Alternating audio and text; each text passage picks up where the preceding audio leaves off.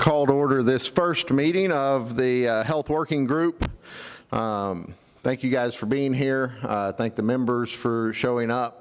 Thank the Health Department and the Healthcare Authority for putting together presentations pretty quickly after we got called into this and finally decided exactly kind of how we wanted to kick off and how we wanted to get this thing moving. Just very quickly, I want to answer a few of the questions that I have gotten most often. Number one is, why are we in this room? And for all of the people who are viewing us from 2 rooms down, I know you want to know the answer to that. The answer is room 535, which is the room that typically things like this are held in, is kind of caught in the middle of the construction right now. We could have met there, but we would not have been able to live stream this meeting, so people would not be able to see it unless they were actually in the building. We decided that we would rather pack ourselves in here like sardines and be able to live stream so that people can see and hear exactly what we're talking about, as opposed to meeting in 535 and people not be able to watch that meeting and hear that meeting.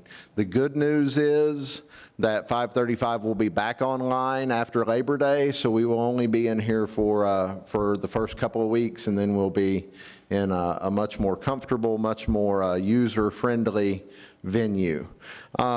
With that, this is being live streamed. I cannot tell you how, because it's a weird address to get to it. The best I can do to tell you is I think you can find it if you go to the Senate website, or if you go to my Twitter, you can find the link there. That's about all I know on how to tell you to do that. For members who have been in here before, there's one change to the room that you need to know, and it is a change that our presenters will find highly annoying, and that is the microphones have been changed. It used to be that you had to press the button to mute the microphone. Now you have to press the button to talk. So currently my right index finger is getting tired of pushing the button. So for those of you who are presenting, I'm sorry. For the rest of us, when you are asking questions, please push the button. Even though you may be sitting 2 feet away from the person that you're asking questions for, there are people many, many miles away who want to hear your questions and want to hear the answers. So I encourage you to use the microphones, not necessarily because the people you're talking to need to hear you through the microphone, but because there are people at home who are very interested in hearing your question and hearing those answers. So with that, that's kind of the, I guess, instructions for the day. I would just like to, on a personal note, thank the Pro Tem for allowing me to be the chair of this group from the Senate side. I look forward to working with Representative McIntyre. Look forward to working with Deputy Secretary Kimball from the governor's office. This is a big deal. We don't do this. We don't have joint working groups. We had one last year for the first time in many, many, many years. And I don't think anyone has found yet something like this that included the executive branch also. So bringing the House together, the Senate together, Democrats, Republicans, and the governor's office. This is not the normal operation of business, and I hope that the people of Oklahoma understand that what we're doing here is not only something we find important, but something that we're really serious about tackling. We want, at the end of this, to come out with recommendations for the legislature, not about Medicaid expansion, not just about how we're going to pay for health care, but what our task is, and I hope you caught, but this is officially called the Health Care Working Group, but I will always call it the Health Working Group. because it is not just about health care. It's not just about doctors and hospitals and insurance companies. This is about the fact that the state of Oklahoma is one of the least healthy states in the nation. It's about the fact that in my area of the state, you are expected to live many years less than the average American. And it's about the fact that that is unacceptable. And so we are here to do nothing short than to try to figure out how to solve those problems. Yes, how you pay for it is a huge part of that, but that's not the only problem we have. We have fundamental problems in how we take care of ourselves. And some of those are problems that the government can take care of, and some of them aren't. Some of them are private decisions, and we're never going to get into someone's private decisions. But there are things that we can do as a state, as policymakers, to increase the lifespan of our people, to make sure that mothers don't die while giving birth at a higher rate than other states. We can do those things, and that's what we're here to do, and I'm excited to do it. I'm excited to work with this team that's been assembled to do it, and I come in with high expectations for what we can do, but also warn the members it will take a lot of work, not just being here on Wednesdays, but it'll take reading, studying, asking questions the other 6 days of the week. And it's going to take a tremendous amount of courage to come out with the recommendations that may not be popular, but they may be right. And so that's what I'm here to do, and I encourage our group to do that too. So with that, I will turn it over to Co-Chair McIntyre to give some opening remarks, and then we'll move forward from there. Thank you, Senator, and also I have deep appreciation for House Speaker McCall for allowing me to co-chair this, and I want to thank the Senate members and the House members for either volunteering or being voluntold to do this, and we appreciate you being here. We're a little bit short because there's a conference going on in Austin at the moment, so next week we will have more Senate members and House members here. You know, this is something that's really important to me. It's one of the main reasons I ran for office. You know, getting something across the line to make Oklahoma healthier. So, you know, in business, whatever, we always start with a question. And it seems like around here, most of the time we start with a question regarding to healthcare. We talk about cost. And so everything is driven by that question. How much does it cost? How can we afford it? It's an important question, like Senator McCourtney alluded to. But the question that we're asking here is, how do we make Oklahoma a healthier place? How do we get Oklahomans to take control of their own health care and take responsibility for their health care? Because it's really the patient's responsibility, right? We know with demonstrable data that if you eat chicken fried steak 4 times a week, you're probably going to have a heart attack, right?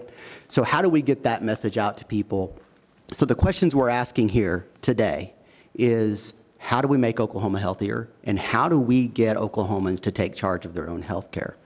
So with that, I hope that will guide our discussions.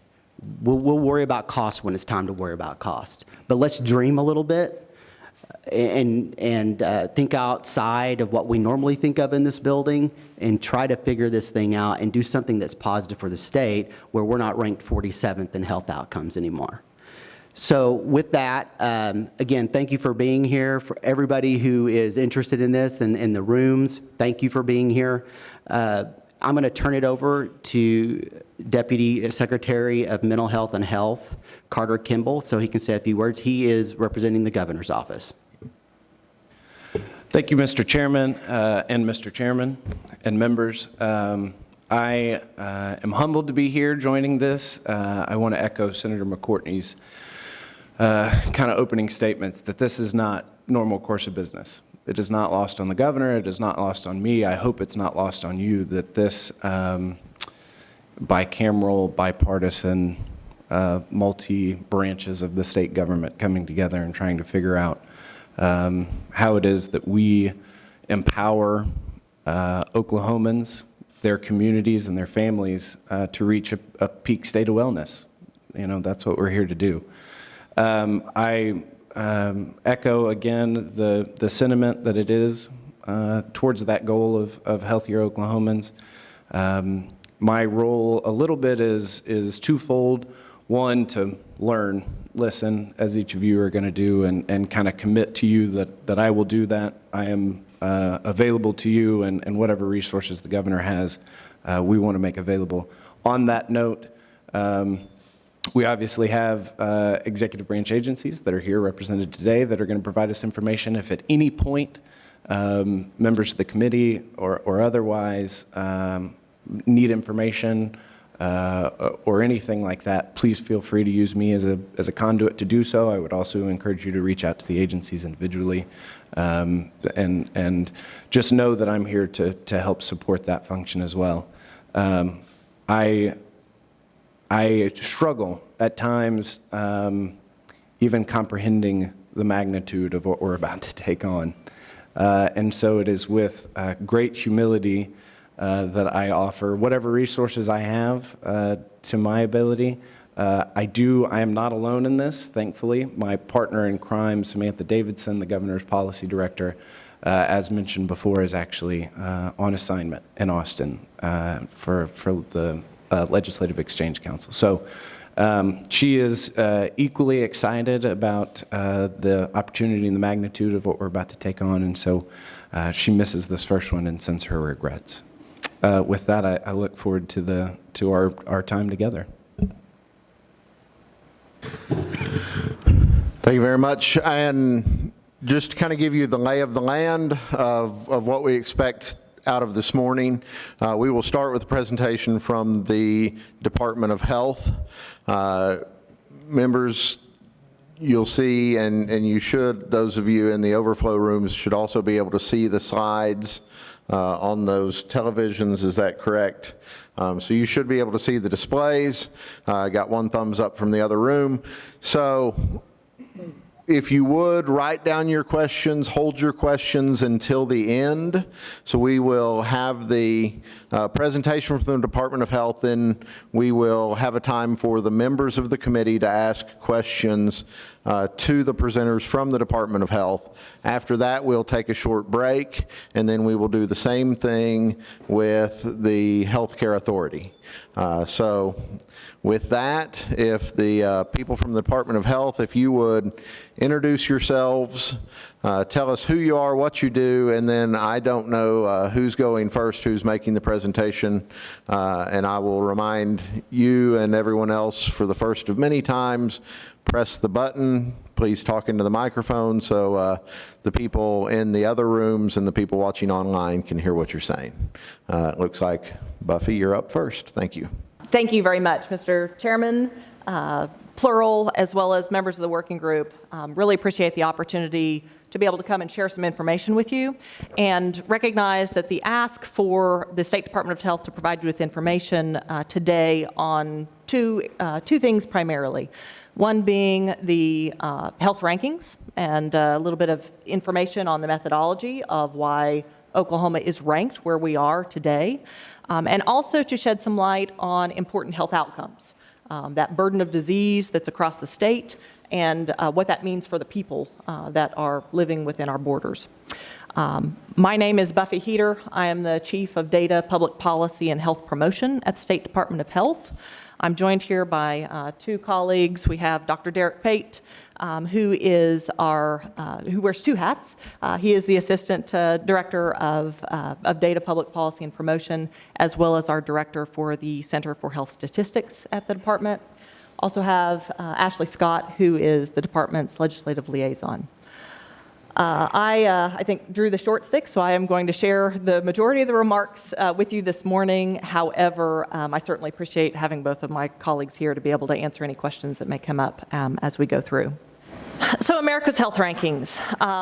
This is the report that has been referenced multiple times since its release earlier this year. We recognize that much attention has been paid to Oklahoma's health rankings. We're currently ranked at 47th across the nation. And according to this source, as you'll see Oklahoma, unfortunately, has been in a steady state of decline in our rankings. Although there have been years that have perhaps seen some gains and some losses, overall, as you look at that line from 1990 to present day, it has been a steady decline. Let's talk a little bit about how Oklahoma is situated in these rankings as compared to other states across the nation. On the left, in the green, you'll see the top 10 states. Not surprisingly, you don't see southern states. You don't see Midwestern states. So in terms of our proximity across the nation, we're not alone in not being in that top 10 list. However, in the bottom 10, you see that Oklahoma is ranked there at 47th across the nation. And when you look at our Region 6, which is recognized from many of our federal entities, even in those states amongst our region, we are near the bottom. We're only surpassed by Louisiana, Alabama, Mississippi in having poorer health rankings. So indeed, as the chairman said, we are one of the lowest across the nation. So the question may arise, how did the America's Health Rankings come up with Oklahoma's status? Wanted to get into a little bit of the methodology behind the health rankings. You'll notice that there are 5 primary factors or categories that assimilated information, and each one of those categories had a specific weight in the way that the data were applied to get to Oklahoma's 47th ranking. So here you see those ranked as behaviors and outcomes having the highest weight at 25%, community environment at 0.225, clinical care at 0.15, and policy at 0.125. As I go through this presentation, we're going to come back to these categories so that we'll have a frame of reference for what data are being grouped into which area.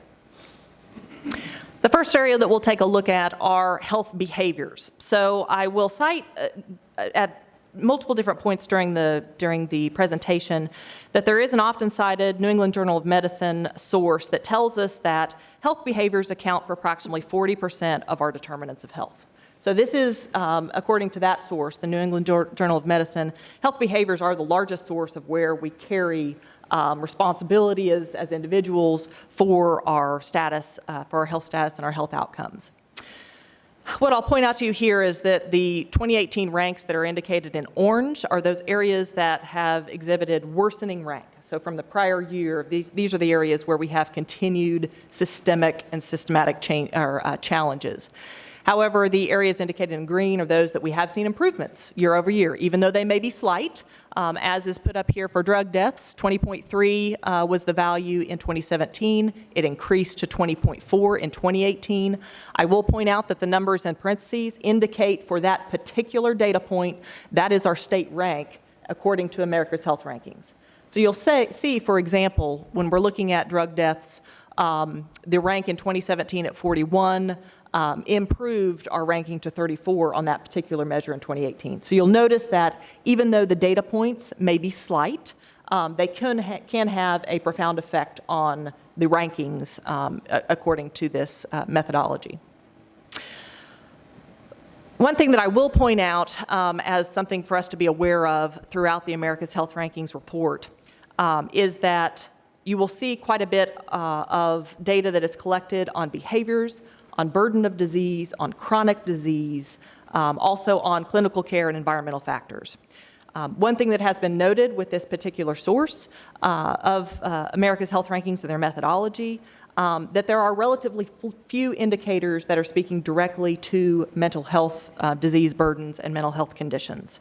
It is something that we recognize, so I would encourage us to perhaps look at other sources if you're looking specifically at the burden of mental health conditions as a picture for the state.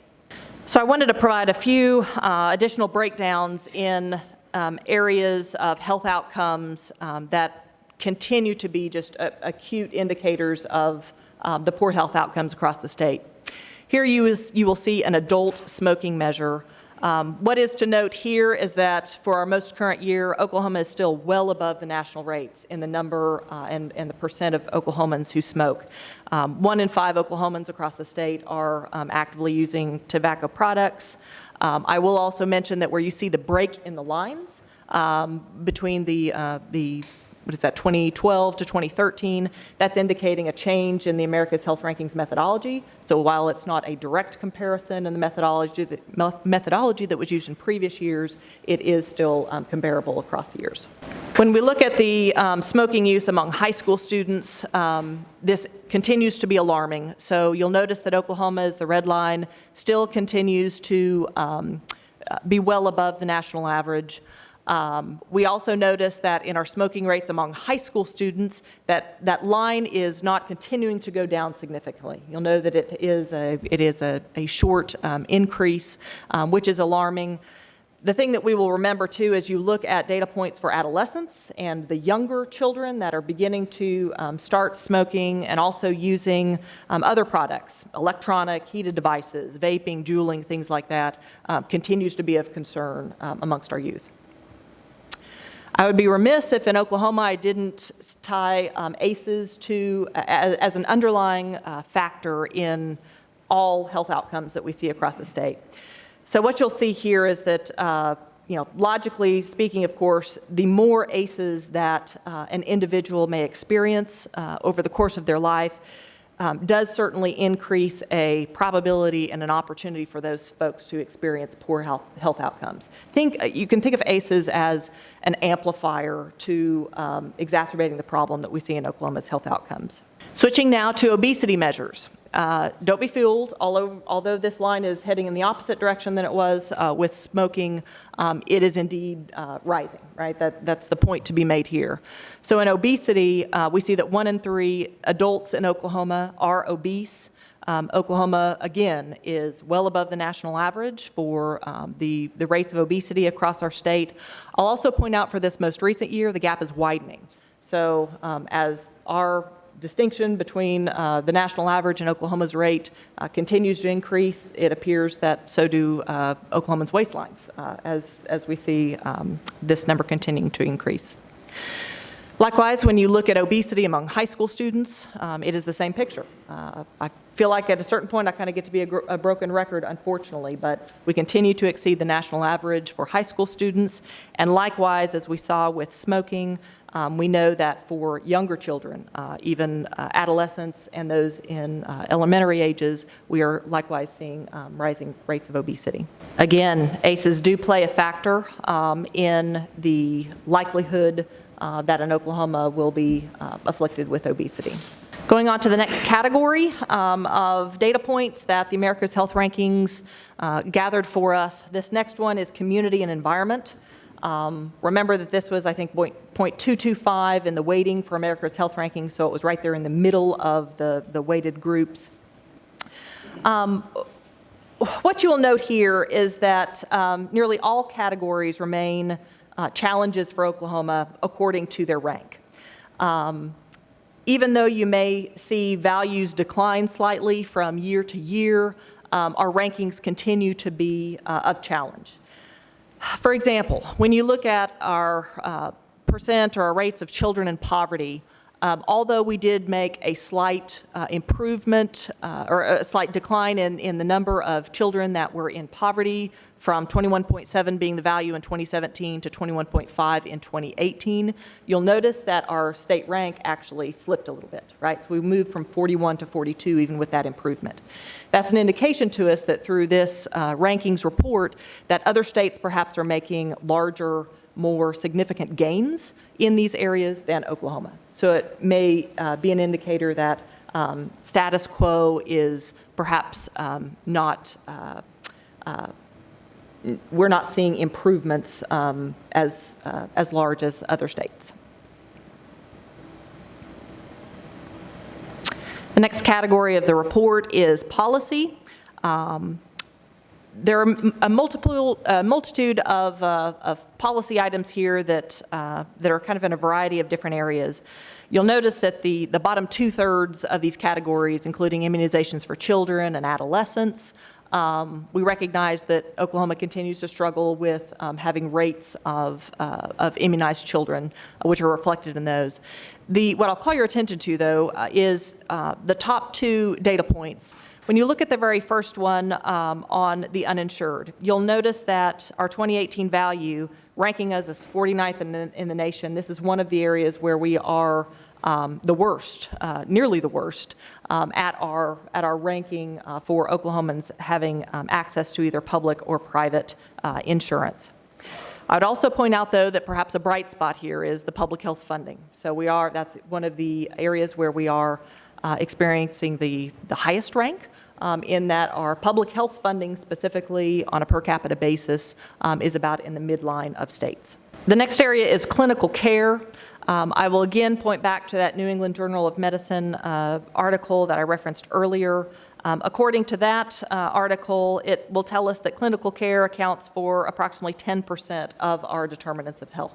So compared to health behaviors, according to the New England Journal of Medicine, we see that clinical care is accounting for approximately 10% of our outcomes or our determinants. Now, whenever you look at this category, we do have good news. So there are a couple more green boxes indicating that we've had some improvements as a state from the 2017 year. You mentioned infant and child, infant mortality, maternal mortality. We see that low birth rate is something that we have made some improvements on, as well as our per capita number of dentists. We continue to struggle with access to care issues in the areas of primary care physicians and mental health providers. And we recognize that access to care does continue to be a challenge for our state. Okay, the area of health outcomes, which is where I'd like to spend some time in my next remarks. You'll notice that in terms of outcomes, according to the America's Health Rankings report, this is a 0.25 weight. So this is one of the highest weighting factors whenever it comes to contributions to Oklahoma being 47th across the nation. You will notice that we have made some improvements in infant mortality. We've also made improvements in frequent mental distress and frequent physical distress. I will point out that in those two items, those are self-reported, so those are not necessarily verifiable clinical measures, but it's coming from a survey of people indicating their feelings and their perceptions on their health. However, when you look at the prevalence of diabetes amongst our population, the disparity in health status, so it's those environmental factors, the socioeconomic factors that are contributing to lack of access to care amongst our population.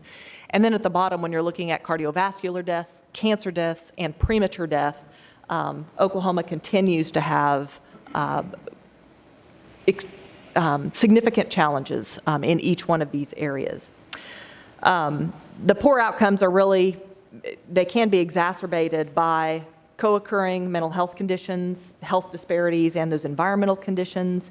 And I will point out that the items in red here, we identified those in red to indicate that while they may not have a change in the rank from 2017 to 2018, when you look longitudinally from 2014 to 2018, these are continued and sustained areas of challenge for our state. So what does the culmination of the America's Health Rankings mean in terms of how it impacts Oklahomans, our neighbors, our friends, our families, the people across our state? What do these numbers mean for them in their homes and their places of work? In Oklahoma and at the State Department of Health, our Center for Chronic Disease has created this schematic to try to concisely put some explanation around what the burden of disease means for the state. We call this our 3-4-65 diagram. It means that there are three behaviors that we've just talked about that we are ranked according to the America's Health Rankings that contribute significantly to the prevalence of four chronic conditions or four chronic diseases across our state. And collectively, those behaviors and chronic conditions are contributing to 65% of the deaths across our state. So let's go through these a little bit. The three behaviors that we're really looking at of most concern that are providing a direct correlation to early and perhaps preventable death. Three behaviors are tobacco use, poor diet, and sedentary lifestyle. The 4 chronic conditions that are a result of those behaviors include cardiovascular disease, cancers, diabetes, and lung disease.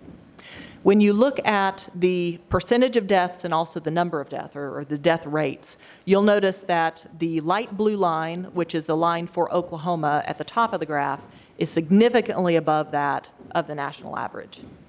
So Oklahomans are, yes, afflicted with concerning health outcomes in our numbers, but we know that that translates directly to behaviors and burden of disease, and that translates directly to a larger share of Oklahomans dying because of this continued challenge. Notice that whenever I said cancer, I said cancers. We need to have some awareness of what types of cancers we're talking about that the population is seeing large numbers of. Right here you see the top 10 cancers by rates of cancer incidence. So this is who is afflicted with this certain type of cancer at a particular point in their life, and what type of cancers are those. So you'll notice this lineup. Oklahoma does follow the nation in our incidence of certain cancers, such as female breast cancer, prostate, lung and bronchus, and colorectal cancers as some of our top disease burdens attributable to cancers. When you look at the cancer deaths, though, so this slide is specifically looking at deaths attributable to these types of cancers, that list changes a little bit, where you see lung and bronchitis cancers far exceeding the number of deaths as compared to female breast, prostate, or colorectal. There are a variety of cancers that can come certainly from tobacco use and smoking, and I think that is one of the areas that we recognize that by being able to reduce the number of adults and certainly a number of children that are starting to smoke, we would potentially have an opportunity to be able to see impacts on these rates of cancer. So we've talked about the rankings report. We've talked about health outcomes and really what it means in terms of how Oklahoma ranks. Let's talk a little bit more about what this means for people in their communities, because we recognize that, as I mentioned before, New England Journal of Medicine considered 40% of our health attributable to our behaviors, 10% to clinical care, but also as you look at the social determinants of health, or those other environmental and socioeconomic factors that contribute to an individual's health, that too is a major component of what makes up our overall health. So let us not forget, I know many of you in the room are well aware of what constitutes a social determinant, but a social determinant of health is really where we are living. So it's our neighborhood and our built environment. It is our access to health and health care and our engagement with the clinical care delivery system. It is our social and community context. It's the strength of our relationships with others that contributes to our overall sense of well-being. It is our education status, and it's our economic stability, which means are we employed and able to avoid the stressors of being able to live healthy and sustainable lives for us and for our families. This is the chart that I've been referencing from the journal. So to recognize that there are a multitude of factors that go into an individual's health, I think being mindful of where our academics will tell us the lion's share of influence can be given. Behavioral patterns are one that we should really pay attention to in terms of that being a person's decision and the environment that is able to be surrounding that person to contribute to the decisions that they make on a daily basis. Continuing on with our social determinants type information, wanted to provide some of those environmental factors, some data points on those environmental factors that operate as a good baseline for us to use moving forward. So you will recognize that according to the Census Bureau, Oklahoma's number of persons under the age of 18, so our number of children, is higher than the national average. So as you'll notice over on the left-hand side of the screen, the United States line is pink, Oklahoma's line is blue. When we look at early and upstream and primary prevention of health conditions, children are an area that if we would focus efforts, we would have the opportunity for payoff in the long term and over the long haul.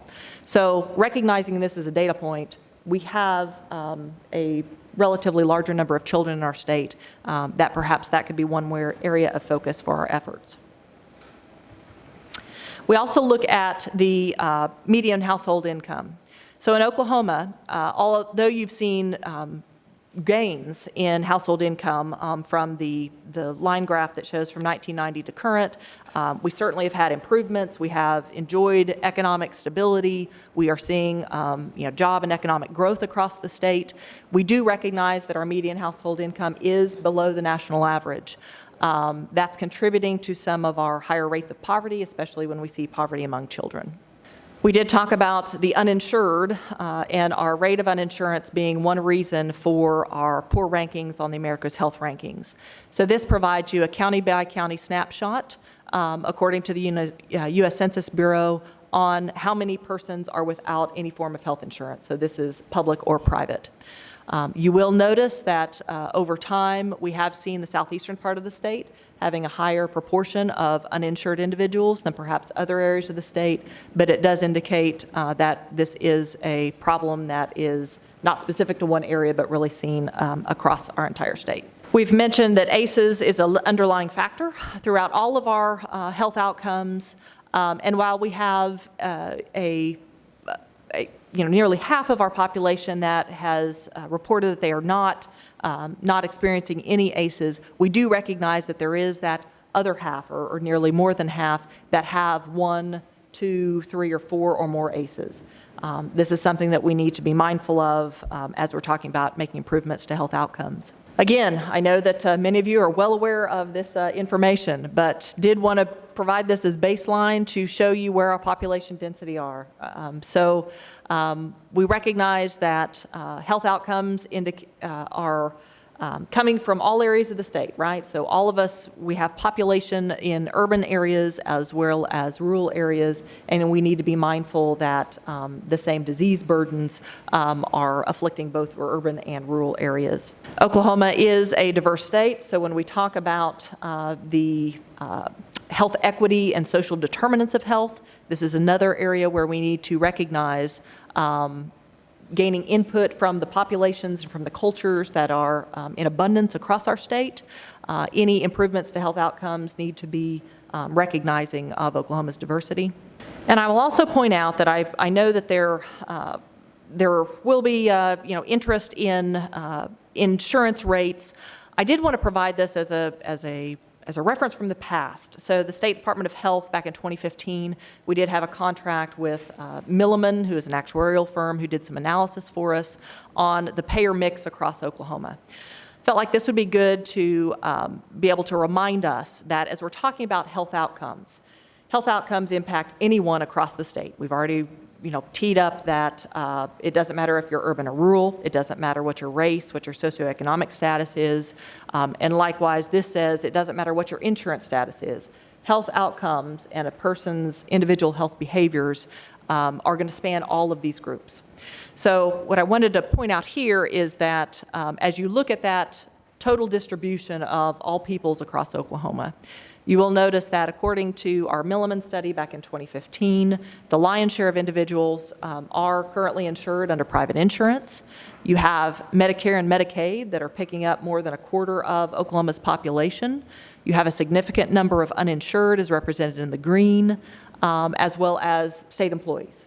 So each one of these different categories would present an opportunity to be able to take a look at what resources are available to those Oklahomans in their homes, in their places of work, as a way to be able to engage with the healthcare system. I will point out here, we tried to pull the numbers directly from the Milliman report in 2015. When we took a look at the current uninsured rate for the state of Oklahoma, according to the Census Bureau, for non-elderly populations, that uninsured rate is currently 16.6%. The last thing that I will share with you all is that State Department of Health, Derek specifically, has done a great job in providing some flexible and nimble data points that are readily available to the public. The State of the State's health.ok.gov website is readily available to you to be able to look at a variety of indicators, health indicators. So what I've presented to you is just really a sampling, the tip of the iceberg, if you will, on indicators of health across Oklahoma. The State of the State's health website does provide you with a wealth of all sorts of indicators and also provides some fidelity in county level analysis, and for certain indicators, zip code level analysis. It is there as a resource to you moving forward, and wanted to make you aware of that. Likewise, the OK to share is where the data sets for the information that State Department of Health captures on health outcomes and health indicators, it too is open and available to the public and at your resource. Thank you very much for letting me share that wealth of information with you, and I'd be happy to answer questions. Thank you very much. I'm impressed you didn't switch fingers pressing the button the entire time. With that, I will open up for questions. We will work through the chair, so if you have questions, raise your hand. I'll get you on the list, and we'll just work our way down that way. We will start with Senator Stanzlowski. Thank you, Mr. Chair. Ms. Heater, so thank you for the presentation. Very helpful to have the overview. I just have a couple of quick questions for you, if I might. So I think it was about 7, 8 years ago, we explored this idea of health in Oklahoma. I was a part of a committee at that time. And one statistic that I did not hear today that was emphasized back then, but it correlates with your data, I believe, is over 70% of hospitalizations could have been avoided. It's just due to our own, what we eat, lack of exercise, and those type of things. Is that still about the same today?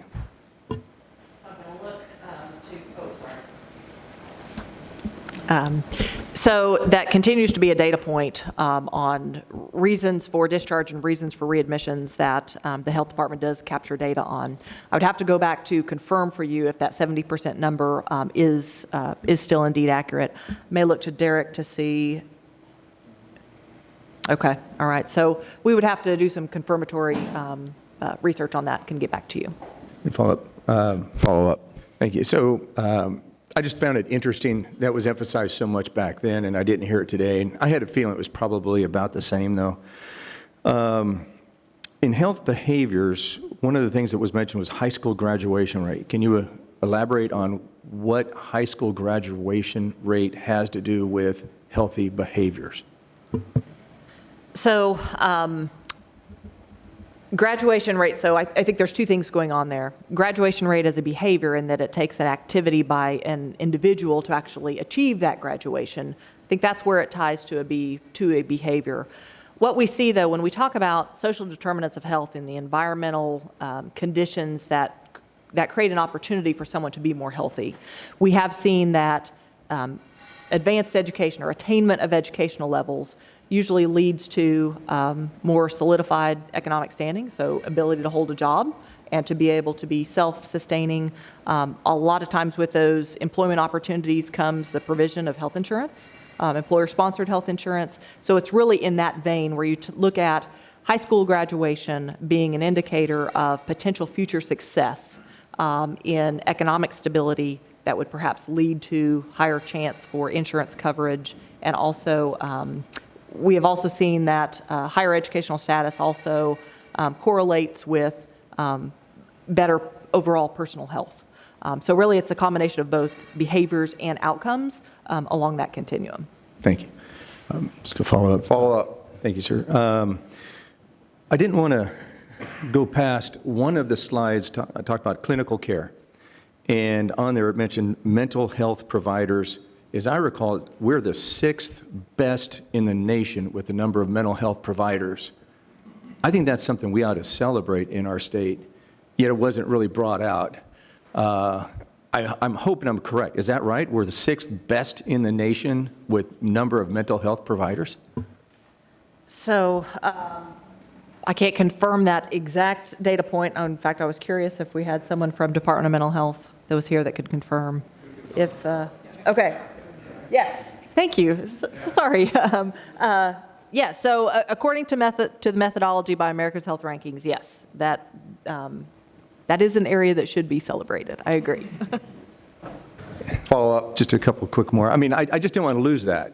I mean, if we have that many mental health providers, there's a reason that we're doing something right. And everything I heard was leaning on the negative side, which, okay, we're 47th in the nation of health rankings, I get that. But we're absolutely doing something right there, so I celebrate that. Two last questions. One is, on the chart that had cancer rates, on the side it said age-adjusted rates. Help me understand, what does that mean, age-adjusted rates? So Derek's area oversees our central cancer registry, so I'm going to punt this one to him if you don't mind.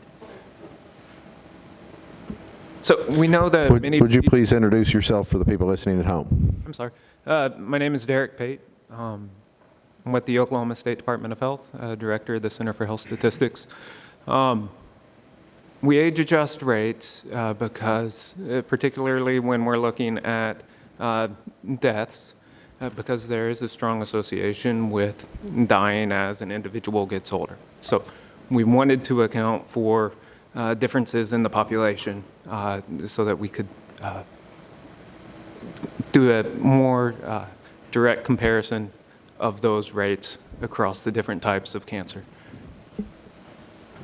Not sure I understood that. So, I mean, if a person dies of cancer, they die of cancer, regardless of they're 15 or 65. I mean, it's still a death due to a particular type of cancer, and you listed a number of different cancers.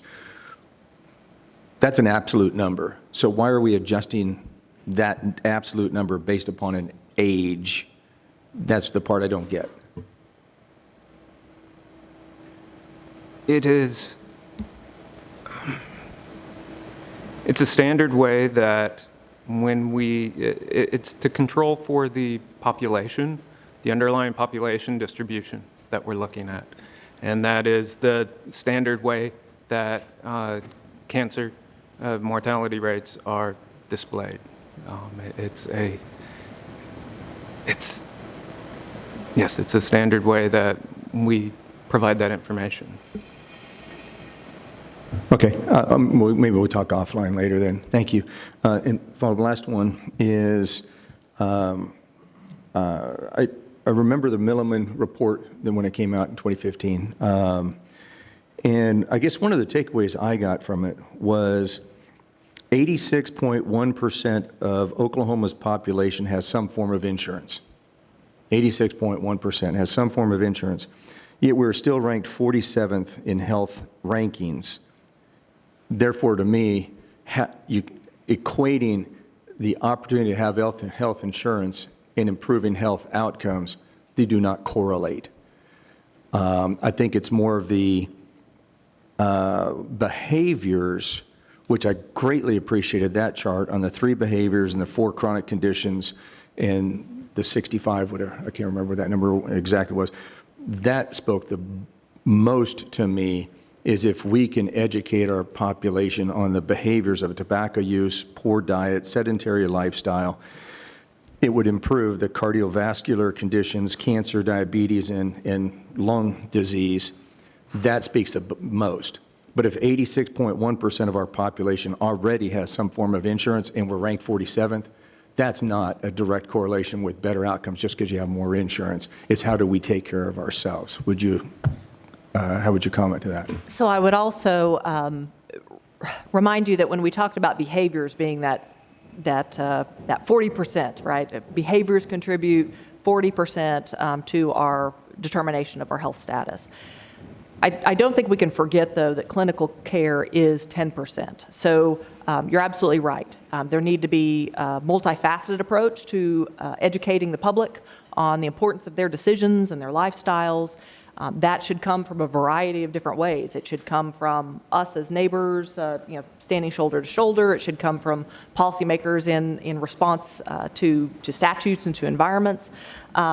But I don't think we can discount that relationship that individuals should have with a primary care provider and with the clinical care system. That's an important source, an educated source, right, of having a person with advanced education to be able to not only recognize a potential health burden that someone is experiencing, but that's an important relationship to have to try to convince someone to be able to make those good health behaviors. Senator Haste. Thank you, Mr. Chairman, and thank you very much for the presentation.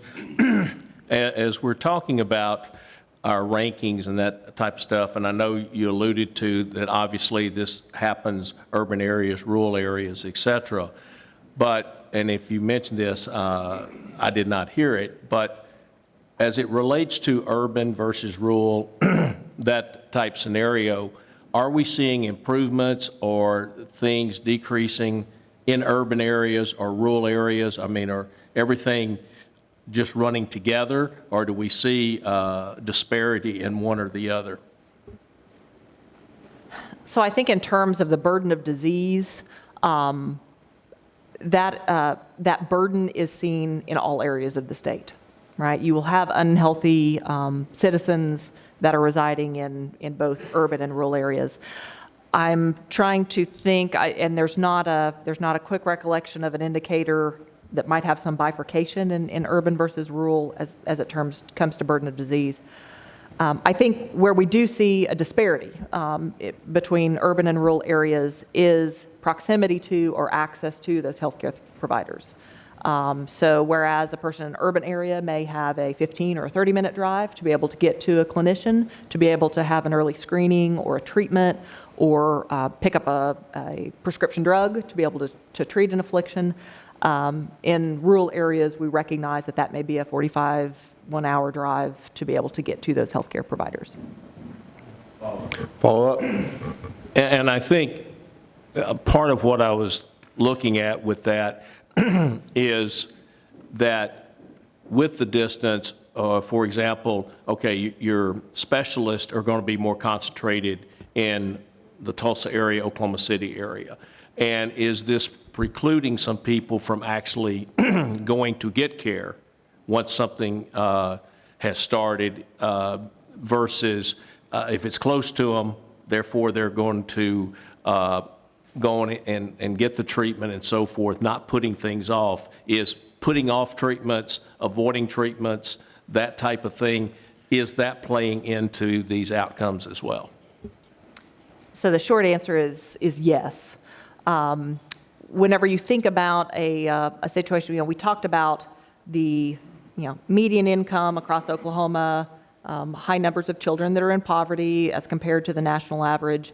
Whenever you think about a family that's in poverty, located in an urban area as compared to a rural area, one example that I might just put to that is driving 15 minutes or perhaps walking or catching a bus in an urban area to be able to get to a local clinic may be more available in an urban area as compared to a rural area where if it's lack of transportation, there either is no car or they're not being able to fund gas going into that automobile, or perhaps lack of a bus system to be able to carry them to a local healthcare provider. That's one example of how I could see where that environment that surrounds an individual may indeed contribute to their outcomes and their ability to be able to seek treatments. Follow up. And just one last thing, and I want to mention that I appreciate the fact that you incorporated ACEs within the slides because I think that's very important to have that conversation for so many different things, but I think we can't just set that aside. It's something that's very important that we look at because it's impacting our kids, and this plays into the overall trajectory of their life, and so I think that's very important. And so again, I appreciate you bringing that out. Senator David. Thank you, Mr. Chairman. Thank you, Ms. Heater, for your presentation. On one of the slides that you had up there that showed the state of Oklahoma and where the uninsured, where it showed the different categories of the uninsured population, I couldn't help but notice that southeast Oklahoma and eastern Oklahoma were probably the largest percentages of uninsured. So my question is with our tribal members, mainly the Choctaws and Chickasaws and Cherokees the last few years have made huge investments in healthcare. Is that data reflected in your data and in that percentage of uninsured? Do you know how many of those, how do you account for the tribal members that are on Indian health care? So the data source for that specific slide was U.S. Census Bureau. I am going to have to remember, or perhaps I'm looking to Dr. Pate, if coverage through the Indian health system, Indian or tribal health system, how Census Bureau captures that in their methodology. Do you know definitively, or is that one that we need to take as a takeaway? Okay, let us take that as a takeaway. Let us take that as a takeaway. I don't want to. We need to look into the methodology behind Census Bureau on how exactly that was captured. So I'd be happy to provide that information back to you.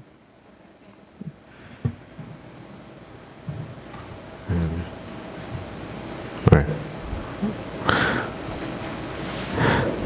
Representative McIntyre, or Chairman McIntyre. Thank you, Mr. Chairman. And Ms. Heater, thank you for that presentation. Can you can you flip those and keep going back to your very first slide? You brushed over it, the very first one, and that's our ranking. Okay, so we know that this is a comparison. I mean, what's going on here? We're comparing our states being compared to the other states. And so we can see from 1990, we were in the 30 range, right, in rank, which is not terrible. And now we're 47. So just this big picture here, is it, in your opinion, is it that other states are doing something so much better than we are and our healthcare status has been pretty static? Or I mean, I know that it fluctuates, okay, so I get that, but I'm overall big picture. Or is our healthcare getting worse? So that's an excellent question. Healthcare and health overall certainly is multifactorial and complex. So the short answer is yes, right? We do have states that have made sweeping changes in policy. They've made funding priorities. They have pursued initiatives that have created kind of centers of excellence. You have a variety of things going on across the nation, right? So when you look at one state, you've really looked at one state and what their experience is. So it absolutely could be that other states are making strides in certain areas. Now, those areas are probably in the hundreds, right, of areas that they could make strides. I think when you look at this big picture, right, from 1990 back, all the way up to current day, I do recognize that there are things that Oklahoma has done historically that I think has contributed to perhaps improvements, where we've seen some of those lines go up at certain times. We've done things like, as a state passed the All Kids Act, right, that established a minimum threshold for children in the state to be covered under Medicaid. We did things like providing the premium assistance program through Ensure Oklahoma that also, were those things that I think contributed to some of the increases at certain points on that graph. But really, we'd have to go back and take a look at exactly what was going on each and every year to try to hone in on what might be, what factors might have been more heavily influencing what our rate was at that time. Follow up? So, I looked at this graph, and of course, you see an overall decline, but I see, what happened in 2002. We had a really significant drop in ranking, and then it pops back up there in 2003 and 2004. What is the cause? Or, there's got to be some correlation there. Something happened in the state. What happened? Well, and this may be one of these areas that you'll remember. America's Health Rankings, this is a methodology and a data collection system, right? So anytime you see sharp decreases or increases, the first knee-jerk is, was there a change to the methodology that perhaps indicated an artifact, if you will, in the data point?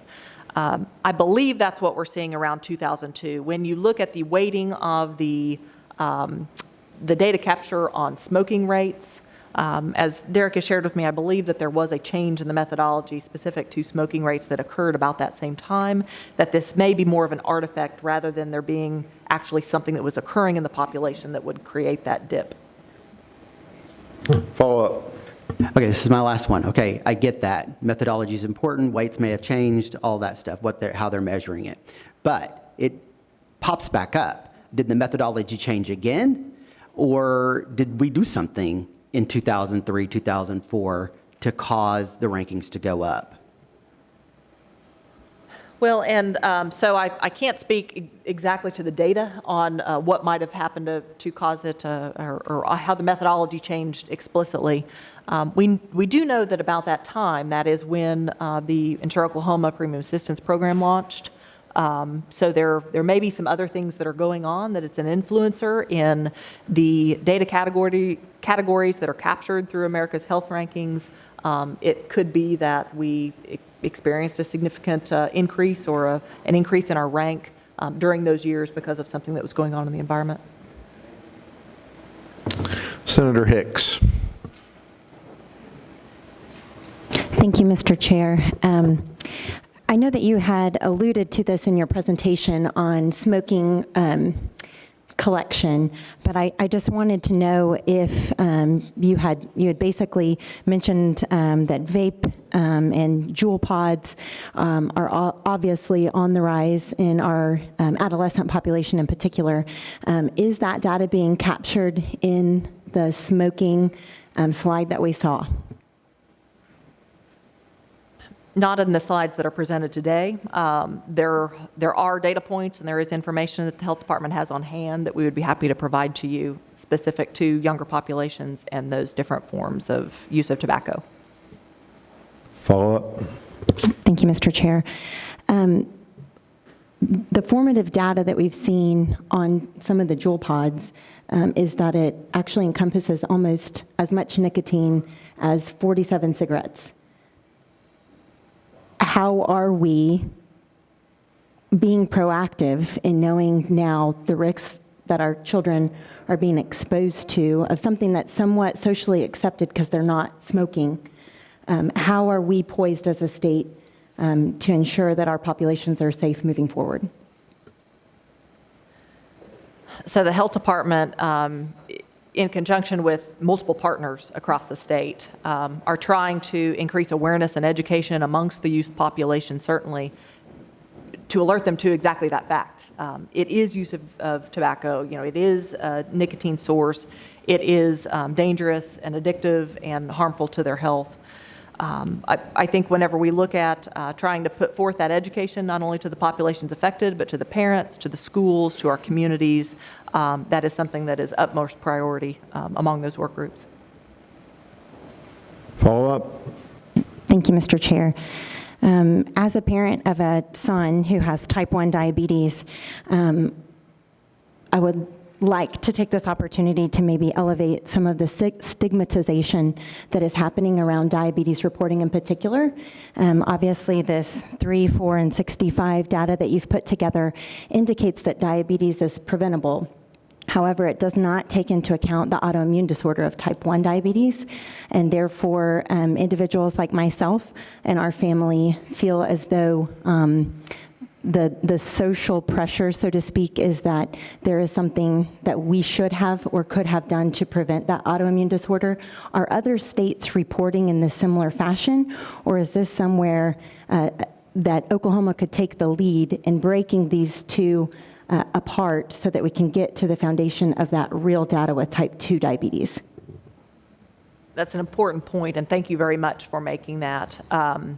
So from the health rankings report that we see today, we have not seen that distinction between type 1 and type 2. It is diabetes.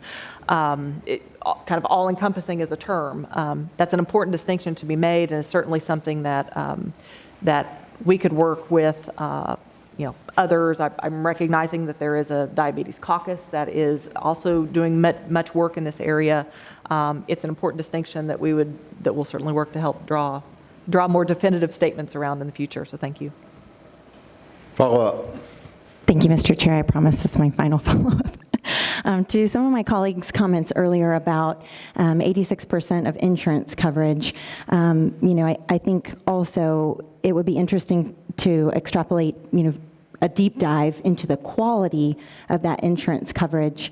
Obviously, if we're looking and drawing a distinction between the poverty rates and our insurance population, I know for my family in particular, we can barely afford the $500 a month out-of-pocket expenses that our child needs, and that's on top of our insurance premiums. So, are we looking specifically at how insurance coverage has changed and the policies in which, some of our dear friends don't have any coverage now through their insurance policy on insulin in particular because their company is moved to a generic-only model, and therefore they have to pay list price for those vials of insulin because they're to this point has not been a generic available on the market. So when we look at, the nice pie of how many people are covered under insurance, are we taking into account the quality of those insurance programs? So in the information that I've shared with you today, that's not an aspect that I've provided any information on. I will say that I did reference that Milliman work was done back in 2015. The State Department of Health was also involved in additional actuarial work on specifically to the individual insurance market back in 2017. That body of information and the research that was accumulated and the studies that were performed on our state across that time are available on the Health Department website as a point of reference for past efforts. We can certainly make those available to all of you. Deputy Secretary Kimball. Thank you, Mr. Chairman. Feel free to call me Carter. It's going to make things a lot quicker. We can get meetings done faster that way. So I too called out the 6th in mental health providers. I think that's fantastic. My frustration immediately went back up when I saw that we're 46th in days of mental health distress. That's a disconnect that I would like to kind of draw attention to, that somewhere along the way, we've got providers.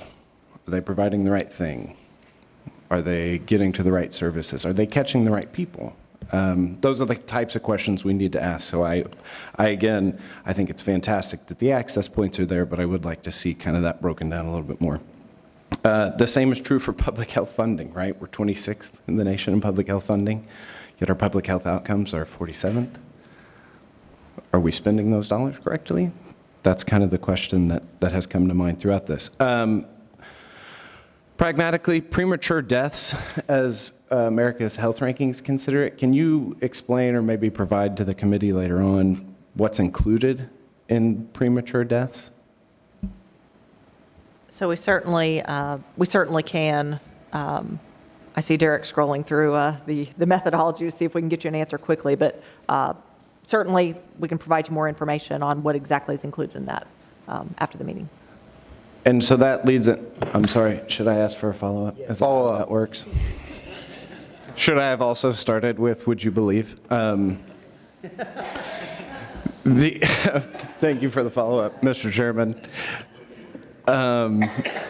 So the slide that talked about cancer deaths and the differences between Oklahoma and the nation. Can you kind of talk to what drives that disparity? Because on, of rates, we looked relatively similar to the rest of the nation. Can you talk about some of the things that drives maybe what's leading to death that's specific to Oklahoma? So generally speaking, across all cancer types or all disease types, my knee-jerk response to that is early screening, early diagnosis, early treatment.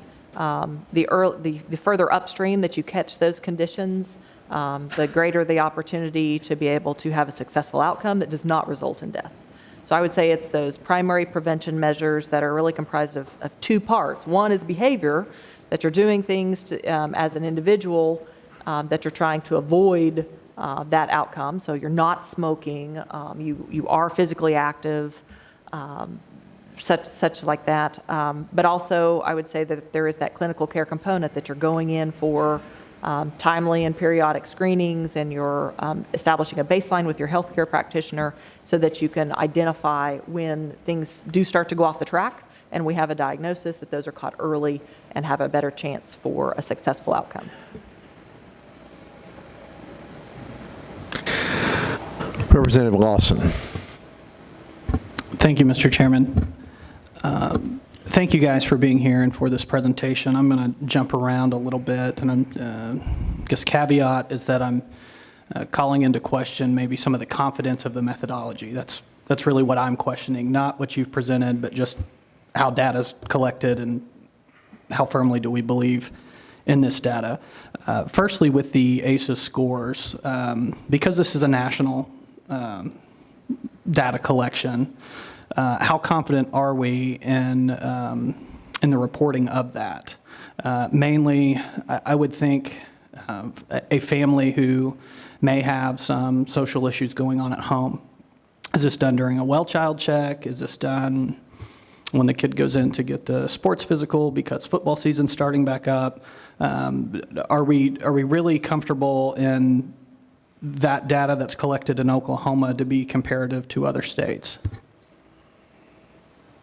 So it's an excellent question. I did confirm that for the ACEs slides that are included in this deck, the data source for this is BRFIS data, so it's Behavioral Risk Factor Surveillance System. That is a telephonic survey that is conducted across the state to random households on a periodic and a recurring basis. There is an adult component. There's also a youth component to that. And so what you're seeing reflected in these data are self-reported answers to questions through a telephonic survey that Oklahomans are saying, yes, I've encountered this. Yes, I've experienced this. Follow-up? Thank you. And further, with some of the methodology, there was another area, I believe it was in maybe environment, where physical distress, mental distress, that was self-reported. Do we really feel from an academic standpoint that that's a valid way to gather and capture data, especially in a comparative setting?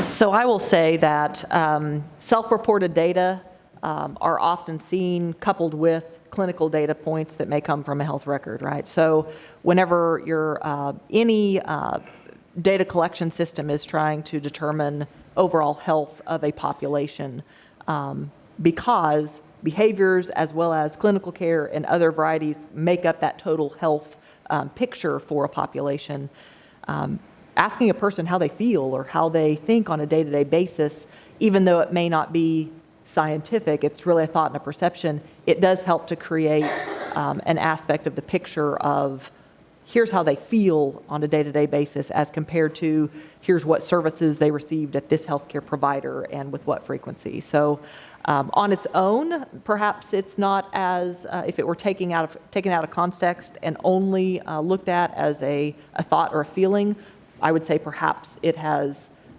less value, but it is an important piece of that entire picture as we're trying to determine how the health of a population truly is. Follow up. Thank you, Mr. Chairman. Moving on, slide 12, which is community environment, we have occupational fatalities. I'm just curious, what is the qualifiers for that data point? We can look to the methodology in the technical appendix of the health rankings report and provide that detail to you. Certainly can. Follow up. Thank you, Mr. Chairman. And the next is not really getting into the reason that these are on the list, but maybe how they're classified. It's under policy, slide 13. And so it's in actually 12 and 13. I'm looking specifically at pertussis and then immunizations down, which HPV, meningitis, and Tdap. First, Tdap includes pertussis, so I feel like it's kind of double dipping there. But also, when it comes to vaccinations, that accounts for over 12.5% of the entire weight in which we are graded, or every state is graded. To me, the question is more about why is that listed under policy and not behavior? Because something like choosing to vaccinate or not vaccinate, I think, to me, just logically falls more in line with things like smoking, drinking, drugs, physical inactivity, as listed on slide 5 under behaviors. So this is one of those areas where, unfortunately, I can't answer your question on behalf of America's Health Rankings on understanding why they have both pertussis and Tdap, included. These are the measures that their methodology indicated that they wanted to include in that survey. On your question of immunizations being captured under policy, I believe that the thought here is that as you look at immunizations, these are specific to children and adolescents. And since it is tied to many states having requirements for school entry, that is where it's captured under that policy arm. Follow-up. Final one, I promise. Going to slide 5 on behaviors, just obesity. What are the qualifications of that? How is that measured and how is that determined? What factors go into that determination? That data is also collected from the behavioral risk factor surveillance system. So based off of telephone interviews for randomly selected adults within Oklahoma and across Oklahoma. They capture it by the respondents answering their height and weight, and we calculate it that way. Follow-up. So is that just like a BMI? Yes, sir. Follow-up. I did lie. I guess wouldn't you agree that BMI in the health community is kind of considered a esoteric data point? It's not really used to determine obesity much anymore?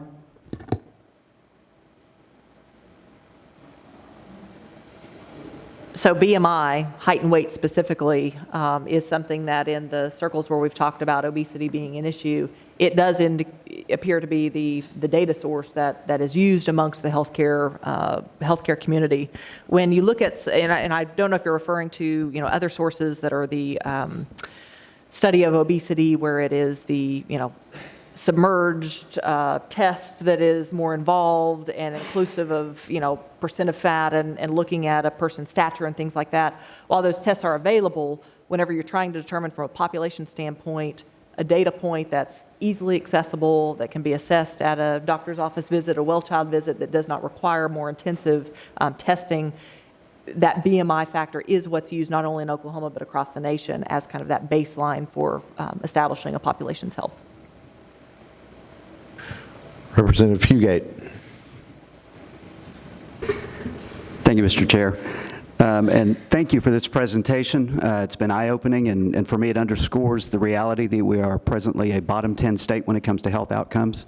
And so to that end, I'm glad that we've got representatives from both chambers as well as the governor's office present to be working on the issue for us.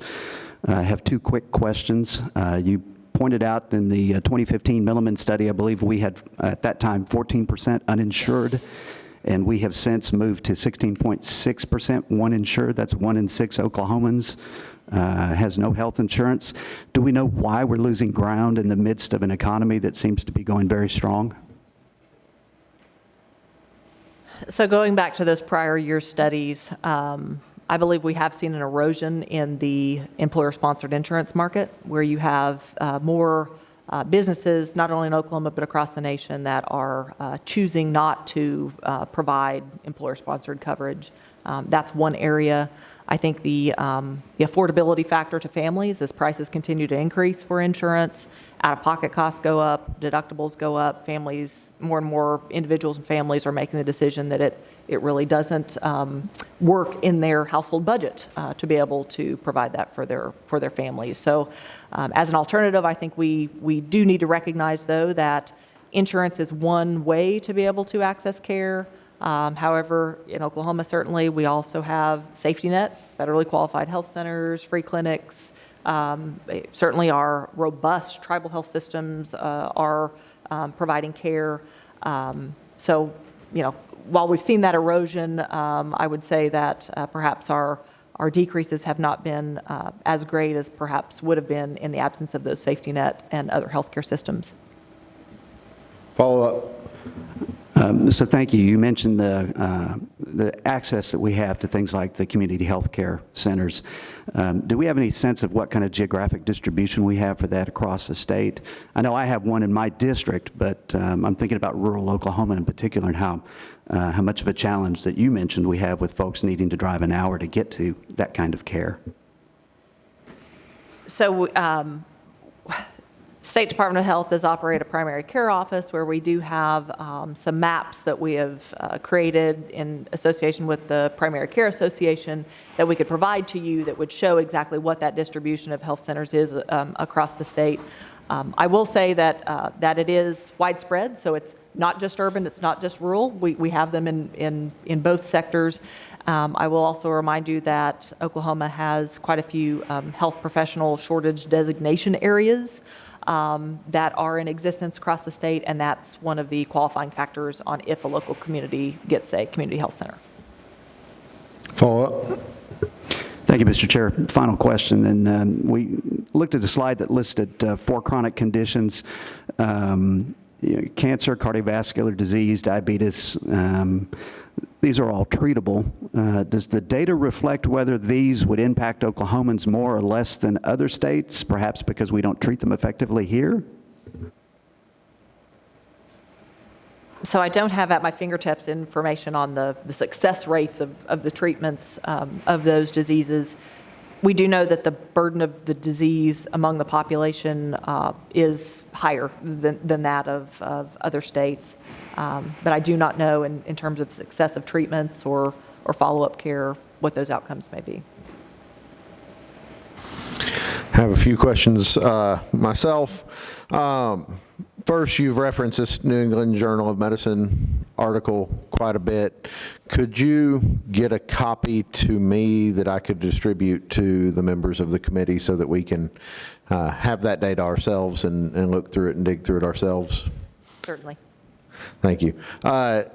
In that study, or in your slides, I'm sorry, and Representative Lawson brought it up too, immunizations were scored, and it seems a pretty significant statistic in there.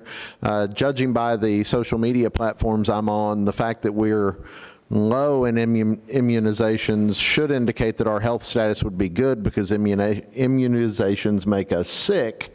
Are you saying that data does not bear that out? Sorry, I couldn't resist. That would not be reflected in this data point. Thank you. Sorry, I just couldn't. I know it was not in your slides, and you may or may not have this data off the top of your head.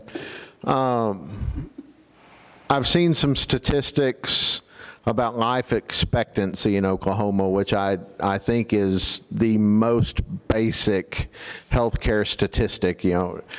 Do we live or do we die? Can you talk a little, or can any of you talk about those statistics about life expectancy in Oklahoma and about the disparities between which part of Oklahoma you live in? I can speak a little to that. Oklahoma does have a lower life expectancy than the rest of the nation. Since 1990, women have actually worsened their life expectancy by 0.1 year. It fluctuates a little bit from year to year. When you do that calculation, men have increased just a little bit, but we do have maps that are available at the zip code level. CDC and Robert Wood Johnson Foundation have come out with some census tract level life expectancy estimates that show Stillwell being one of the lowest in the nation. So we also have that data that we could provide the group. Thanks. So just to make sure I understood right, Stillwell, Oklahoma has one of the worst life expectancy rates in the entire United States. Is that what you said? According to that data set, that analysis, yes, sir. Thank you. Going back to the 3, 4, 65, and this is going to be a very broad-based question, but there are those 3 behaviors. So let me make sure I state this correctly. If we were to find ways to fix, I don't know what the right word is, these 3 behaviors, tobacco risk, poor diet, and sedentary lifestyle, fixing or increasing, doing better with those 3 things would affect 65% of the deaths that are experienced in the state of Oklahoma today. Is that making sure I'm just top line? That's what you're saying? That's correct. Okay, then my broad question to you would be, do you have recommendations? Are there things that you've seen other states do when it comes to tobacco use, poor diet, and a sedentary lifestyle? What recommendations would you make to this committee for things that we need to look at, things that we need to talk about that affect those 3 behaviors? Because that's not Medicaid expansion. That's something very different. Yeah, so, Mr. Chairman, are you talking about potential policy levers that could be pulled in those areas? Yes, things inside the building or inside the Capitol, things that we could do policy-wise. So yes, there are certainly policy levers that have been either employed in other states or perhaps have even come across the chambers of this building previously, that I think we at the State Department of Health would feel that those would contribute significantly to being able to help individuals in Oklahoma make a healthy choice and be able to make a good health behavior. A few of those that I might mention to you, whenever it comes to tobacco use, we've seen continued efforts to encourage clean indoor air activities, closing loopholes for certain establishments and things like that. There's a broad coalition of stakeholders that's in operation across the state that are actively working on making some of those policy recommendations pertaining to clean indoor air. We also know that the recent success in being able to increase the price of tobacco products with the cigarette tax, continued efforts perhaps to increase that tax by an additional $1.50 over the next 10 years. Anytime you increase a price point, it is contributing to someone not being able to afford it, not be able to have access to that. And that's especially pertinent to our youth who maybe are trying to go and get something on funds that they're making with part-time jobs. So increasing the tobacco tax by $1.50 over the next 10 years. Oklahoma also has a rather unique position whenever you look at other states across the nation, in that we still have law on the books that allows for preemption and limits the ability of our local communities and our local municipalities to make decisions for themselves on where they do and do not want to have tobacco products sold and utilized. That's another lever. Switching over now to obesity, which is corresponding to the behaviors in poor diet and sedentary lifestyle. Whenever you look at obesity and looking at the alarming rate, certainly among adults, but whenever you look upstream at our children, there is opportunity in this state to have a higher degree of physical activity and nutrition and PE courses in school. So especially looking at adolescents in junior high and in high school to perhaps bring about health education, physical activity, coursework requirements. That may be a conversation for the state to be able to have. I know there's a lot involved in that, a lot of partners that would need to go into that conversation, but it may be one way to make physical activity an important part of a child's life, even as they go into adolescence and high school. I would also say that the built environment, so making sure that families and their local communities have access to safe sidewalks, safe streets, well-lit environments, playgrounds, access to local grocers that are not only selling prepackaged products, but fresh fruits and vegetables. All of that going into our local communities and what we're able to experience on a day-to-day basis as Oklahoma citizens. Those are things that we should also be mindful of as we're looking specifically at those three behaviors. Thank you. Chairman McIntyre. Thank you, Mr. Chairman. Okay, I want to go back to the big picture again, because back to that, the rankings, because it's kind of like we're at a beach and we're looking at grains of sand and we forget to look at the beach. So I got a text message and it just kind of struck me where we see the dips in our rankings, 2002.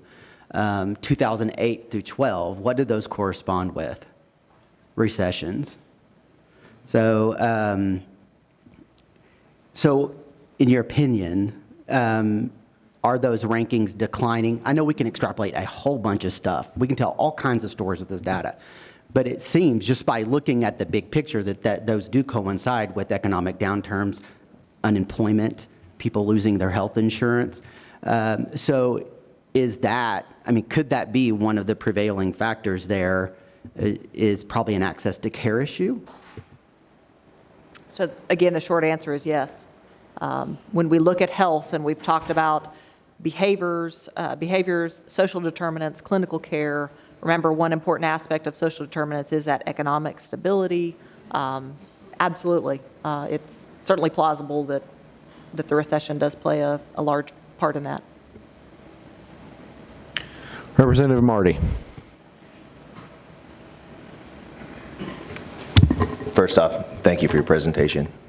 It was enlightening. To add to Representative Fugate's question on the uninsured going from 13.9 to 16.6, as a business owner, and it's a very competitive job market out there, I'd like to know if there actually is a statistic that shows that businesses are offering insurance less, and possibly, on a daily basis, we have more Oklahomans qualifying for Medicare, so that number should have increased. The dual eligibles obviously increase. Is there a number that shows that private insurance is actually decreased, or because we have a pretty significant state question in the making? I would wonder if the employment, even though maybe it's lower than 35,000 or the poverty level, 138% of the poverty level, are more people not qualifying for things like Insure Oklahoma? Could that be it, more so than businesses aren't offering insurance? So in terms of your first question on a data source for the prevalence of offering employer-sponsored insurance, there's a national data source that we often look to. It's the Medical Expenditure Panel Survey. It's known as MEPS. That is an Oklahoma-specific source of information on coverage rates among employers of different sizes. So they sort it by small employers, mid-size, as well as large. I don't have that. I don't have that in front of me, right? What the latest MEPS numbers are and how that is tracked over time. But that is a resource that we could certainly share with the group for you all to be able to take a look at how those offer rates have trended over the past several years. Follow up. I definitely think we need to look at that, seeing it's going to be a significant issue coming up to the next session as to why the uninsured rate has increased and whether the Medicaid rate has increased or decreased in association with that. On another note, in the 90s, Oklahoma schools, when our health was 32-ish, it looks like, in the nation, the presidential physical fitness program was big back then. Is that something we could contribute to that? And with whether it be social media or not, our governor seems to be very into physical fitness. And what do you think about having a governor's physical fitness program back in our schools instead of maybe a presidential?